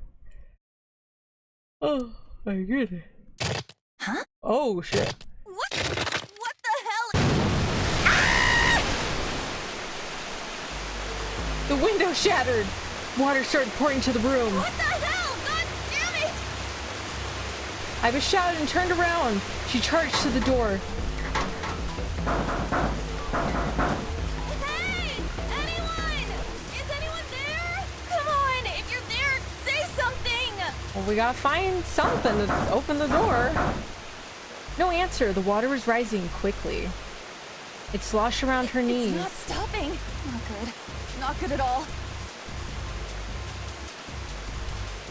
Oh wait, now I remember I played till that jump scare that I was like, nah, I'm good. You got scared by a serial killer that kidnapped us? Find a way out. I'm fast. I'm used to it. I played enough Otome games to handle the kidnapping. Okay, Iva wiped sweat from her brow and looked around the room. Bed, 5, table, okay. 6 minutes, 1 person, 5 door. Okay. Alright, so pawn stove. Key! Okay, let's see if there's anything in here. Looks like there is. Oh, we're playing an escape room, huh? Okay, a key. Take the key. Blue key, definitely not for a door. What's it for then? key blue is supposed to open something else blue. Store what opens easily enough. Sure wish the door to get out of here was easy to open. Okay, why never that's here? There's a stool, a screwdriver. Anything special about it? Okay. Check out the clue list. Alright. I don't think I need to check that out. Okay, what is this? Red briefcase. There's a lock on the briefcase and won't budge. Huh? Oh, it does not go in. Okay, so I need another key. Blue briefcase. Will come in handy. Okay, it's in, but I don't know what the lock is. Looks like any combination to unlock the briefcase. I don't know the lock. The briefcase at the wall, that would be food. I'll calm down, find some clues. Okay, hold on. Hold on. Mirror. Oh! Small red key, and this for opening something red. Okay. Not the red. What's up with my face? We knew what's up with your face. Choose for to I herself. look like a zombie. You do? Man, What happened? what the hell happened to me? Yeah, her voice sounds different. Is this supposed to be the voice actress and not actually Aiba? So this is the start of the game, but with Aiba replacing the MC. Really? Oh, hi Conway, welcome. Oh, okay. I see why Suseki was answering my questions. They're like, I'm gonna send you emotes. You're just gonna be confused. And I'm like, How okay. did I end up here? I was solving a case. I synced, and At that moment, memory came back. It was the last night before Aiba woke up in the room. Do do do do do do do do do do. She got home a little past 12. Aiba ran upstairs to open the door to her room, room 201. I was home, a modest studio. I was going to spoil that. No! It's okay. I'm probably going to forget anyways. Yeah. Rah, rah, rah. Ask question. Rah, rah, rah. Ask another question. Rah, rah, rah. I was home, a modest studio apartment, one that 60,000 yen in rent could buy. She first moved to the studio when she started college. It had been 3 years and 7 months I'm since back. Not like anyone will respond. As she entered the room, she pressed the switch on the wall. The ceiling lights flickered and emitted a dull white light. Man, work was rough today. She was familiar with the scene in front of her. In the corner of the room were magazines and dust-covered college textbooks, CD cases scattered around, jeans and t-shirts left on the floor. But this time, something was different. Huh? A breeze? The night wind made the white lace curtains waver, carrying the scent of deep autumn. Huh. That's weird. Did I leave that open? Confused, she slowly crept up to the window. It was open on one side. She stuck her hand out to check. Everything looks okay. I must have forgotten to close it. Isn't even being a scatterbrained forgetting spoilers? Yes. Yes. Like when I was rewatching Black Butler, literally forgot some of it. I forgot the whole Witches arc too. I was like, oh! So I'm probably gonna be surprised the entire season because I don't remember jack. Aiba closed the window when suddenly... What? She turned to face a specter of a man dressed in black. He wore a hood and a gas mask to conceal his face. Who are... She tried to scream, but no one came out. I Kaplunk. Aiba fell to the ground with a thud. She saw the white smoke pool around her, smoke emitting from what looked like a grenade. Everything was going white. Even the thoughts inside her head were going white. Consider this a privilege. You have been chosen. Oh, goody! You're surely not the first person to choose somebody and put them in a really wacky situation, okay? Try telling it to the other yandere serial killer boyfriends in the Ultimate games, okay? I'm fine. I can handle this. Psh. People say romance readers have a whole other mindset, especially dark romance readers. Play otome games. That's gonna definitely put you a level above. I'll give you that. You're gonna be in the wackiest of situations. You're gonna have the weirdest standards when you read something and like, damn, it could have been this, you know? You are going to participate in the game. What game? The nonary game. Oh, okay, thank you. The nonary game. That would have spoiled it for me. Be like, hey, that's the title of the game on PlayStation. So you're like half asleep, and sure, how could be spoiler? It's all good. It is a game where you will put your life on the line. Oh, gee, thank you. That was her last memory before waking up. Iba's conscious melt into the white fog. That's right! That guy with the gas mask! That son of a bitch must have taken me here. Yeah, I haven't seen her curse. I would clench her teeth to try to remember how the man looked. Well, I guess there's no way to know if that was a man or not. Oops, my bad. His body was cloaked and concealed. Who was that? It said, "You have been chosen." I didn't have a clue what that meant. What the hell is going on? Why me? But the memory lingers. Hey, The nonary game, huh? What the hell is a nonary game? God damn it! Punch the mirror. Okay, so there's a bed. Free myself to call this bed. It feels like a board with a sheet on it. It's pretty flat. Piece of paper under the pillow. A note under the pillow. That makes no fucking sense. I'm gonna take a picture of that. I kind of like that vocal effect. Oh, the voice where it's like ba ba ba ba ba ba ba ba ba ba ba ba. Okay. On it is a blue shape and a red shape. Below is an arrow pointing right. Pointing something red and something blue. So I'm assuming I have to unlock the red one first before I can unlock the blue. Who's calling me? Hold on. Give me a second.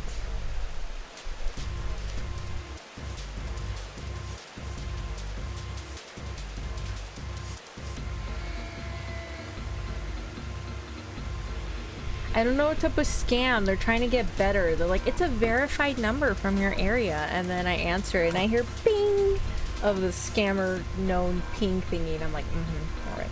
Okay, sync. Corkboard, that's a note on it. The note on the bulletin board. Red, blue, okay. This doesn't make sense. Man, this is zero escape. It's gonna make me use my brain too. Below is a right-facing arrow, pointing something red and something blue. It beats the Saiyan vocal effect when Ryuki freaks out. Oh my god, that's creepy. It's like something that pop out of the TV screen kind of noise. There's a picture frame on the shelf. It's an old picture frame with a picture of a ship in it. There's screws keeping the back on. Oh. Well, screwdriver got these screws off easily enough, and there's a picture. A photo of a ship, and it looks like an old cruise ship. On the back of the photo are 10 symbols and numbers.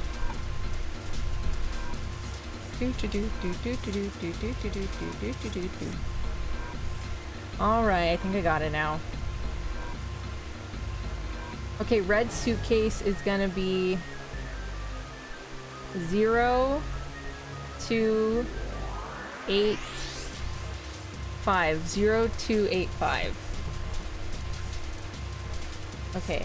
Red suitcase is 0285. Okay.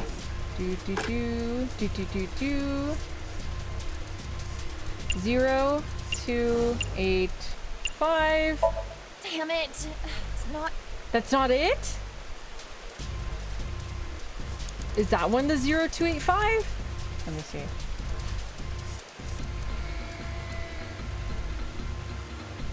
Oh. I got it now. I understand now. Okay, give me a second. Okay. Blue starts off with 0, 2, 0, 2, ends with 6, 3. 6, 3. This is blue. Red is going to be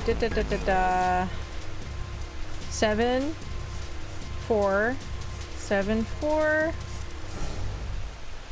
8, 5. Okay, I get it now. Why did I throw that so aggressively? I'm on the blue one. Okay, 0, 2, 6, 3. 0, 2, 6, 3. There we go. Okay. Say the number and turn the key. Sound the lock opens, rings out. Okay. Yes! The book. Something in it. Is this a file? There's a file piece of paper. Digital root. Let's see here. Compute a digital root with the following steps. First, add all the numbers in question to one another. Add. Okay. If you end up with something greater than a single digit number, add the digits to one another. I'm sorry, what? Greater than a single digit number? Yeah, they're all gonna get yeah, they're all gonna add up to something greater than a single digit number. Add the digits to one another. That doesn't make any sense. Greater than single. And digits to one another. Digits to one another. That doesn't make any sense. For instance, if you have a double digit number,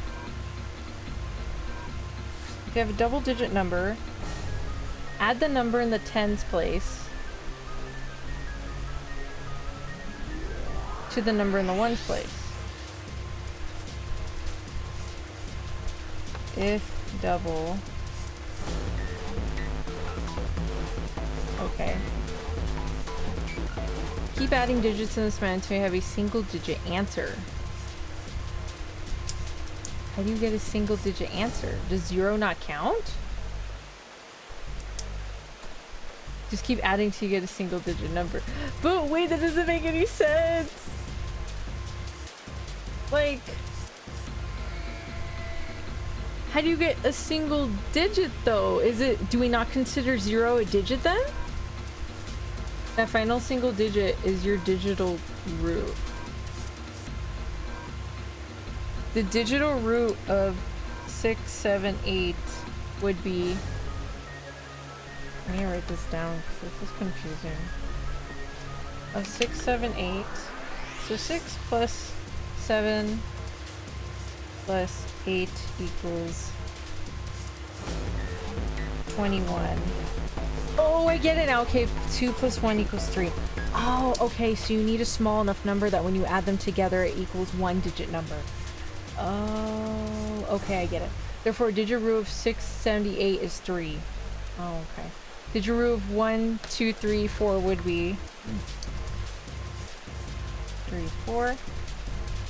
1 plus 2 plus 3 plus 4 equals 10. 1 plus 0 equals 1. I see. So I just keep adding numbers until I... Looks like something on the back of this thing. A stack of key cards. Stack of blue key cards. There's a number written on each card. 6, 7, 8. Didn't they just solve it for us? Isn't it 3? Isn't it 3? Whatever. Okay, hold on. I need to open up the red one.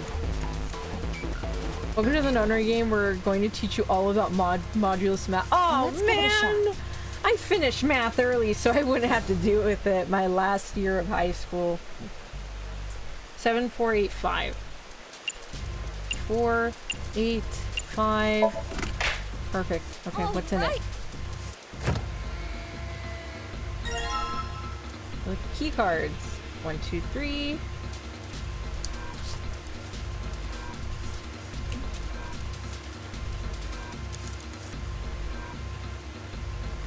Okay.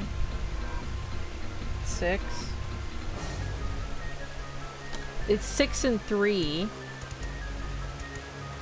Anything here? No. 5.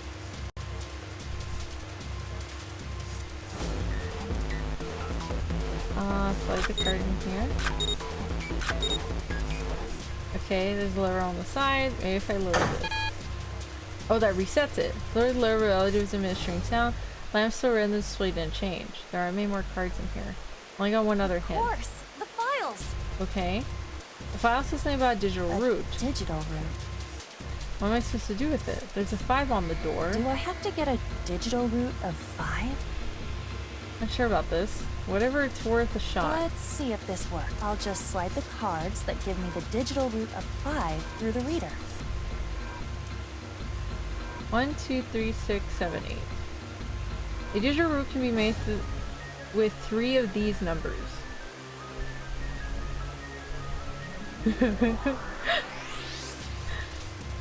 With 3 of these numbers. Damn it. Well, it's not 1, 2, 3. That one's 6. And it's not...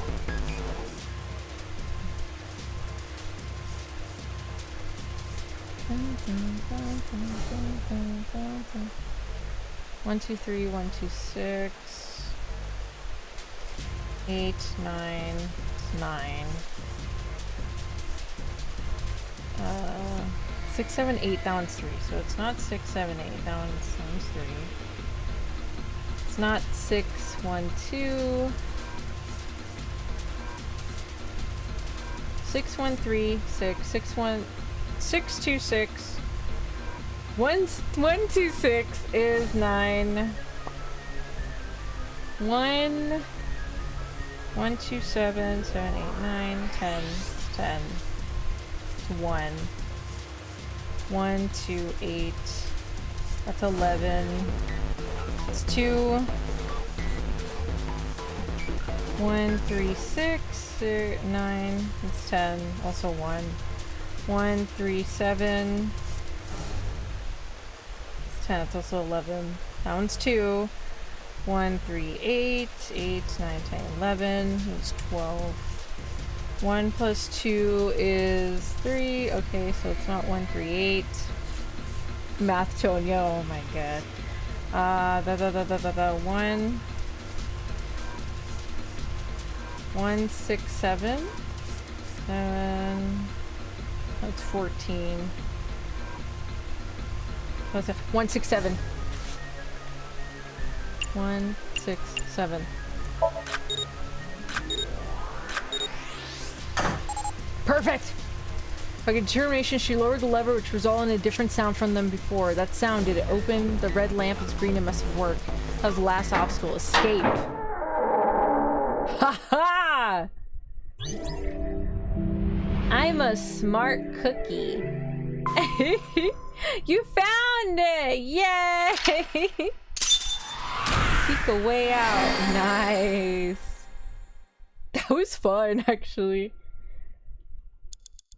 I knew how to math.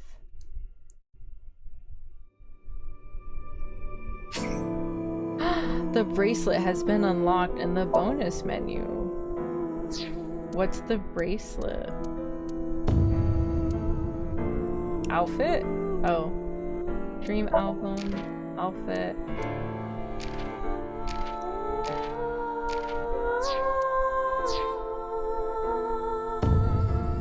Okay, we'll have Iva here be our background while we talk. Okay, that was fun. Okay. My closing thoughts. If what happens next, you have to play 999. I got you. I will get to 999. We will play Mad Father Eyes. I do want to do Alina karaoke and 999. I wonder if it's on Steam. Let me see. Zero Escape 999. I just get Zero Escape Nonary games. Zero Escape 999 download.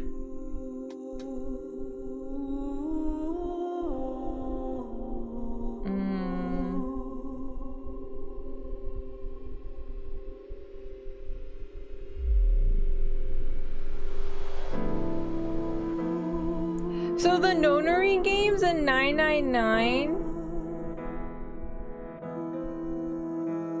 those are two different games, right? Or is it the same thing?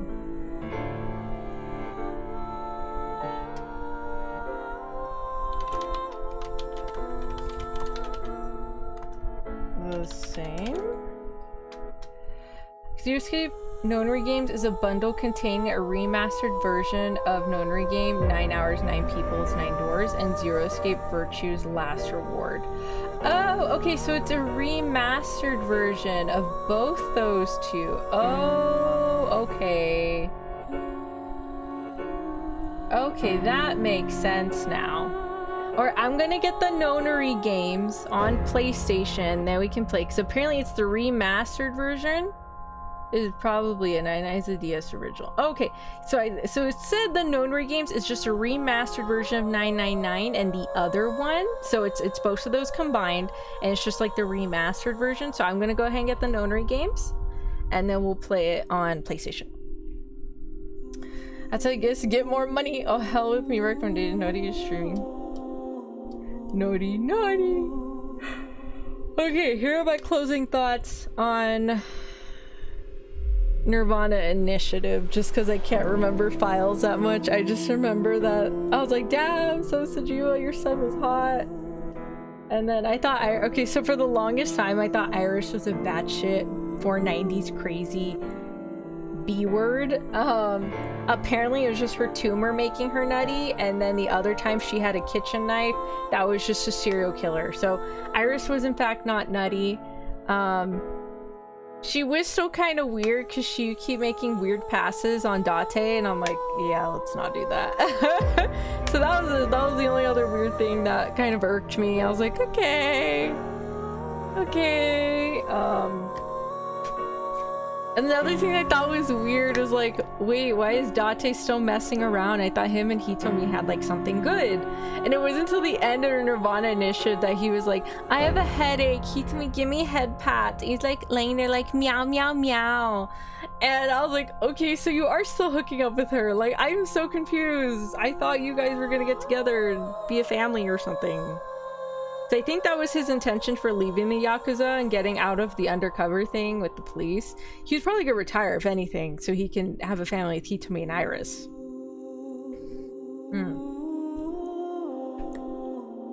And then, Ocha's mom was a little quirky too. We ended up finding out that she had, was it Alzheimer's or dementia? I can't remember. She had something. Whatchamacallit. So I also do feel bad for that. I think the saddest somnium was probably Ocha's mom's somnium. And like, oh man, that made me cry. It made me cry so much. You just gotta know sometimes your kids are gonna be little shits, and you just gotta, you know, deal with it the best you can, but know that they love you. Does anyone know if possible third game is in the works? Man, I hope so. Hi, Bryant. Welcome. I hope so, but I don't think we're gonna get it anytime soon, just because when did Somnium Files come out?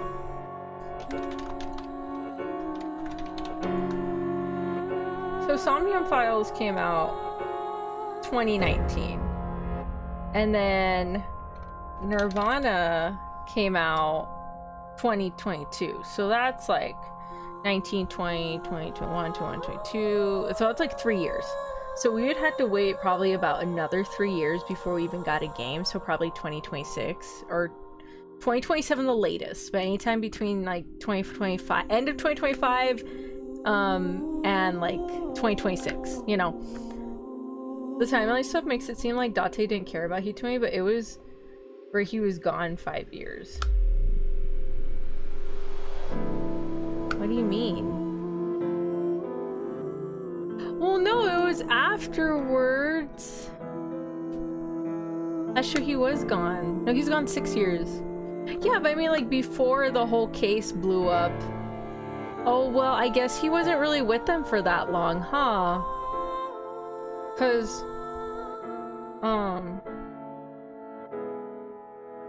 I think he had just officially adopted Mizuki, like, I think a year, at least a couple months, because I think they did mention the Cyclops case. I just thought, I don't know.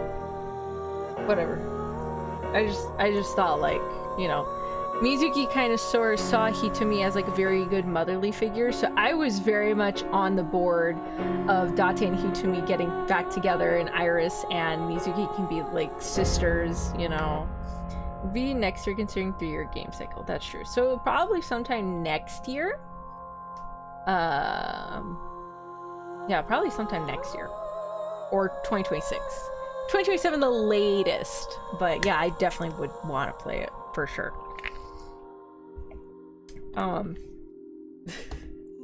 Let's see, what's another thing? And okay, so for AI nirvanAinitiative, I feel like there's just a lot of more wacky scenes than anything. Like the secretary that that Moma thought he was like motorboating, but then she like knocked out the other guy and she made Moma like motorboat him. She's like, close your eyes. That was so funny. And then the whole porn thing, I thought Mizuki being abnormally strong was just like a funny thing they added. I didn't know it was like a legit background thing. So now I'm kind of curious, like, damn, are we gonna like, you know, did Date get bitten by like some radioactive snake to give him superpowers when he's triggered by porn? Like, what is that, you know? He hates me with Ryuki, but 6 years after the explosion. Oh, okay. Yeah, it was weird. I was like, okay, like, are we not gonna address that white snake thing? Or the whole porn thing was great. It was amazing. No, I love Date so much. The motor was just so unhinged. It was funny. I like how the secretary like came up with that method too. Like, it was stupidly cute. And then another thing with Moba using the voice changer, that was funny too. And he's like, I need you to get the voice changer off because it locked. And Mizuki's like so hardcore judging him, like, why do you have Iris's voice, weirdo? Like, that was so odd. And then, oh my god, I would fangirl every time I heard Zhongli's English VA. Again, I don't really normally play English dub for Genshin, but like, I've heard it enough times where I'm like, oh my goodness, Zhongli! I was like, Geo Daddy! What else? I loved Kizuna's and Leanne's love story. I thought it was so creepy, but the fact that he was like her absolute friend those 6 years was just, and you know, he loved her. He really loved her. Yes, it started out super weird and creepy, but like, he actually like stayed with her and got to know her and was just there for her thick and thin, you know. And I guess just his was more of a love at first sight, whereas Ota's just felt like a stalker. It just felt like a stalker. It felt so stalkerish. Another thing, and I don't think this was ever gonna happen, I legitimately thought we were gonna see Gen's face, but we never did. So I guess it doesn't really matter at this point. Genny's really good character. I feel bad that Genny and Amame could not be together because it looked like they were really in love with each other. But hey, she just, you know, she might have gotten a lighter sentence. Like, yes, she murdered him, but he also murdered like 3 other people, so I would think she would have gotten a lighter sentence, just a little bit, you know. I felt the first game had the better story, but nirvanA had better gameplay in the Somniums. I think they both had very good stories. They just had different ways of going about it. So AI Somnium had more of you learn things in different routes and it eventually all makes sense, you know. Where it's like, oh, you think it's this, or you think it's that, and eventually it just kind of piles up into one thing, you know? Whereas in nirvanAinitiative, it didn't really have that many splitting routes. I think the only splitting route was if Komeiji lived, and I think another one for Mizuki. Aside from that, all the routes were pretty consistent in that this is what happened, and this is how it's going forward, you know?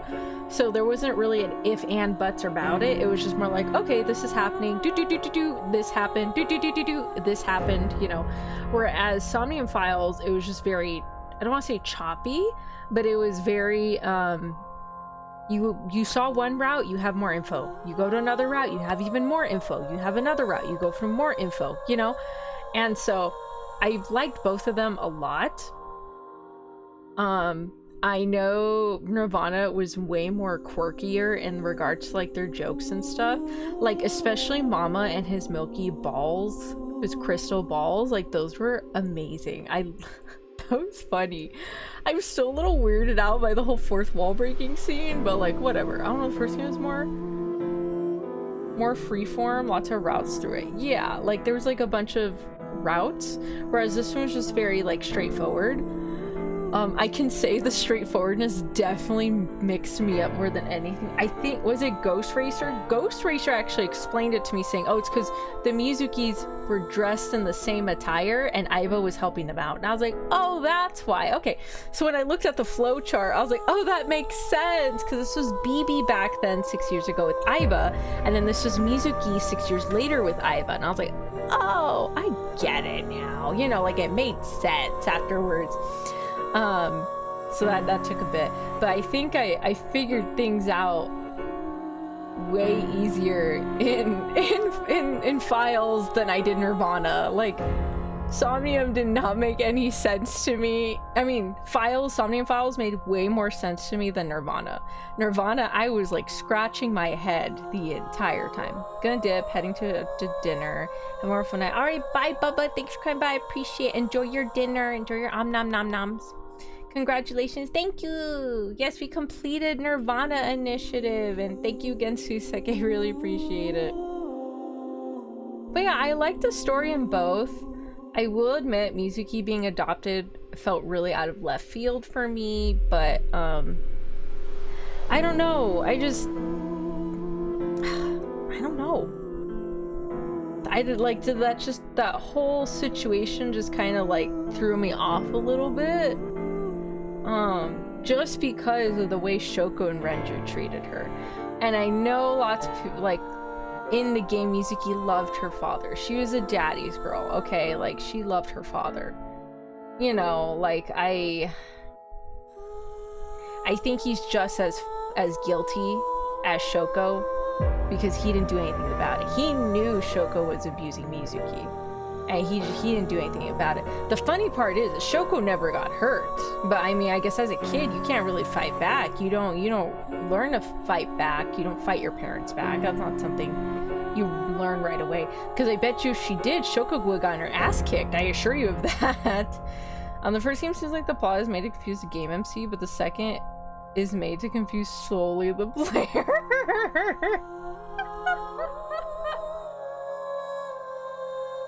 You know, yeah, that makes sense. I agree with that analysis, and that the first game confuses Date and he doesn't know what the fuck is going on. And he's like, there's an alternate universe or something, you know, like some deja vu thing. And the nirvanA initiative really just drives it home, where it's like, we're in a simulation. This is creepy. And it's like, whoa, is that what Date was experiencing? And then you find out, oh, no, they just had the same damn outfit, you know? I was like, oh, that explains it. That makes sense. You know what I was also sad about? I was kind of sad that we didn't get to hear BB's AI eyeball. If they do make a third game, I hope he has a more prominent presence in the game, like Aiba and Tama. Like, come on, I need a cute little emo AI dude. Like, I need that, you know? That'd be so cute. Because you have, like, the shrimp, the cute little hamster, and then you have like Tama, the BDSM cop ghost, and then you have like this cute little emo dude that just like does not want to be in the situation. You know? But yeah, I guess overall I really like the stories for the Somnium series. I am looking forward to playing the Nonary games, and I'm looking forward to showing y'all Mad Father. Like I said, I used to watch a lot of RPG games and horror RPGs and fan-made RPGs. Yes, I even watched the Hetalia card, the tarot card RPG one. Oh, I know, Hetalia's like really throwing it back there. You know what? I do still love it to this day. I think it's the quirkiest, cutest little thing. I think my favorite season is forever gonna be Beautiful World. That's probably gonna be my favorite season. All the other seasons can be as wacky as they want to be, and I'm not gonna care. If the Beautiful World, I think that's the one with the cats. That was my favorite season. But yeah, I watched so many of them, and I did want to rewatch them because I feel like there was stuff that I missed that I would not have, that I just didn't understand being younger. That like mentally I just didn't understand what was going on with the MC in that situation, you know. And I was just kind of watching like, oh my gosh, you know, like that's messed up, or like, oh wow, okay. Or I was kind of confused. I know in some cases I was playing like I saw people playing Sandman 1. There's another one, Mary Song or something, where I think there is a deeper sort of situation going on with the main character, and at least in regards to their backstory, and I just was not understanding what was going on, you know. And so I would love to replay that and actually dive in, having read the literature, having watched more media, having known more about people's situations and the way that sometimes people just treat others poorly, you know, either to the extreme or just you verbally abuse, physically, you know. So I think going through those games again would be really fun, and that was my main thing that I did want to go through it. Except Eve, that was just a fan favorite. I was just like, oh my god, I love Eve. Which reminds me, okay, Eve doesn't remind me of that, but there is this, I just remembered, right now I was checking the time on my phone, and my grandmother showed me this magazine, and it's from the Real Simple magazine. It says it's okay to sit on public toilets, and 52% of Instagram commenters were sitters and the other percentage was not. But one of the people has said, yeah, it's totally fine. This was her comment, so I'm gonna tell it to you slowly because it didn't click until my grandmother looked at me and she laughs, and I looked at it again and I was like, oh! Okay, so here's her comment. This is on the article. It says, in middle school, we tried to grow germs from cotton swabs. I swabbed the toilet seat and grew nothing.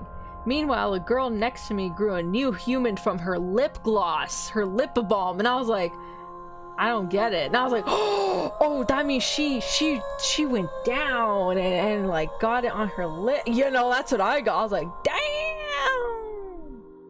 shit. I was laughing so hard at the clinic. I think the doctors were looking at me funny. They're like, why is this chick laughing? I'm like, I'm sorry.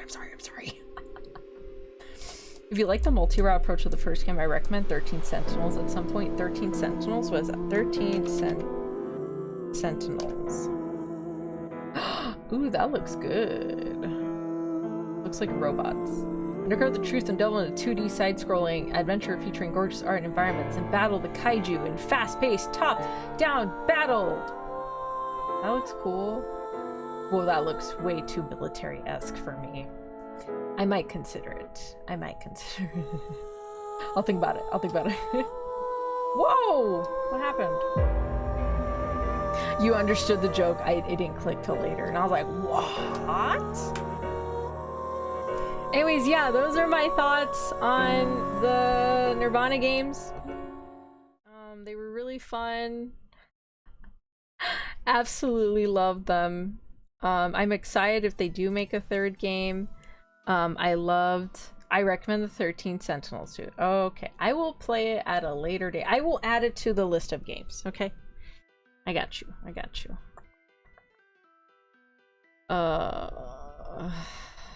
Oh geez. Did I not? Okay, Resident Evil? Is that, here it is.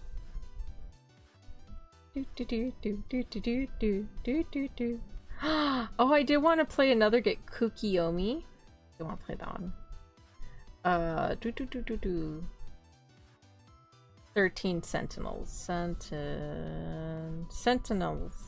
I don't even know if I'm saying that correctly. Whatchamacallit. But yeah, those are my thoughts. How big is the list of games? Looking quite long. I'm a slow player, okay? I can't sit down for 6 to 7 hours to try and do all these. Also, I'm afraid of some of these. So I have Stray. I had an idea of ripping off all the puzzles on cereal boxes and like playing those.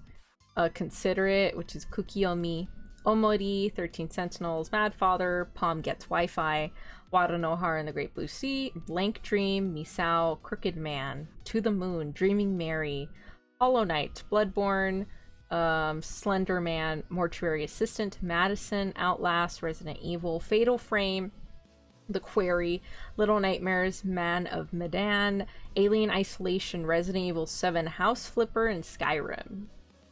So I have a bunch. Same with Slender Man. I'm probably gonna need somebody in the room with me. And I mean like quite literally, because I think I'm gonna literally start crying. Like when I was playing with my friends, there was literally like 5 other people in the room with me and I was still scared out of my mind and I was crying. I was on a swivel chair that if I'd back up from the TV, they would shove me back in front of the TV and I would just be trying to win. They said that was the longest someone's done on their first try. I think I had like 2 pages left or 1 page left and I almost got it. But then Slenderman got me in the bathroom and I died. I was like, damn it. Dreaming Mary and Resident Evil. Yes, Dreaming. So the reason I wanted to replay or play horror RPGs to begin with was because of Dreaming Mary. Because I remember I had strep throat, I think. This is how I like secretly dropped out of my pre-AP class. Because the teacher was kind of just fucking crazy. Best decision of my life, by the way. I had strep throat and I was just watching a lot of playthroughs because I had nothing better to do because I was sick, so I didn't get anything. And I was watching a playthrough of Dreaming Mary. I think it was Joey the anime man that was playing it, or somebody else, I can't remember. And I was just really confused. You know, I kept looking up Reddit posts, I kept looking up just stuff online because I was confused what was going on with Dreaming Mary. I was like, what is this girl going through? Is it what I think she's going through? Is she going through something else? Like, she was dreaming and all the characters and everything happening was kind of a reflection to her situation outside of the dream. And that was my main reason why I wanted to dive in and actually play all the horror RPGs. Not only is Eve, Witch's House, and Mad Father my favorites, and I did want to play them, but to play the other ones I've seen, you know, like Sandman, To the Moon, all those other ones. I thought, well, no, there was probably a lot of things I didn't even understand what was going on. There was a lot of things I probably didn't even catch back then that I would love to, you know, look at it now. You know, and play it now and understand, oh my gosh, that is what's going on, you know. I recommend Judgment with another murder mystery game. Judgment? Okay, let me write that down. Judgment. There's also a Puzzle Cat game I wanted to play. Puzzle Cat game. There's like a lot of people playing it. There's a bunch of streamers playing it.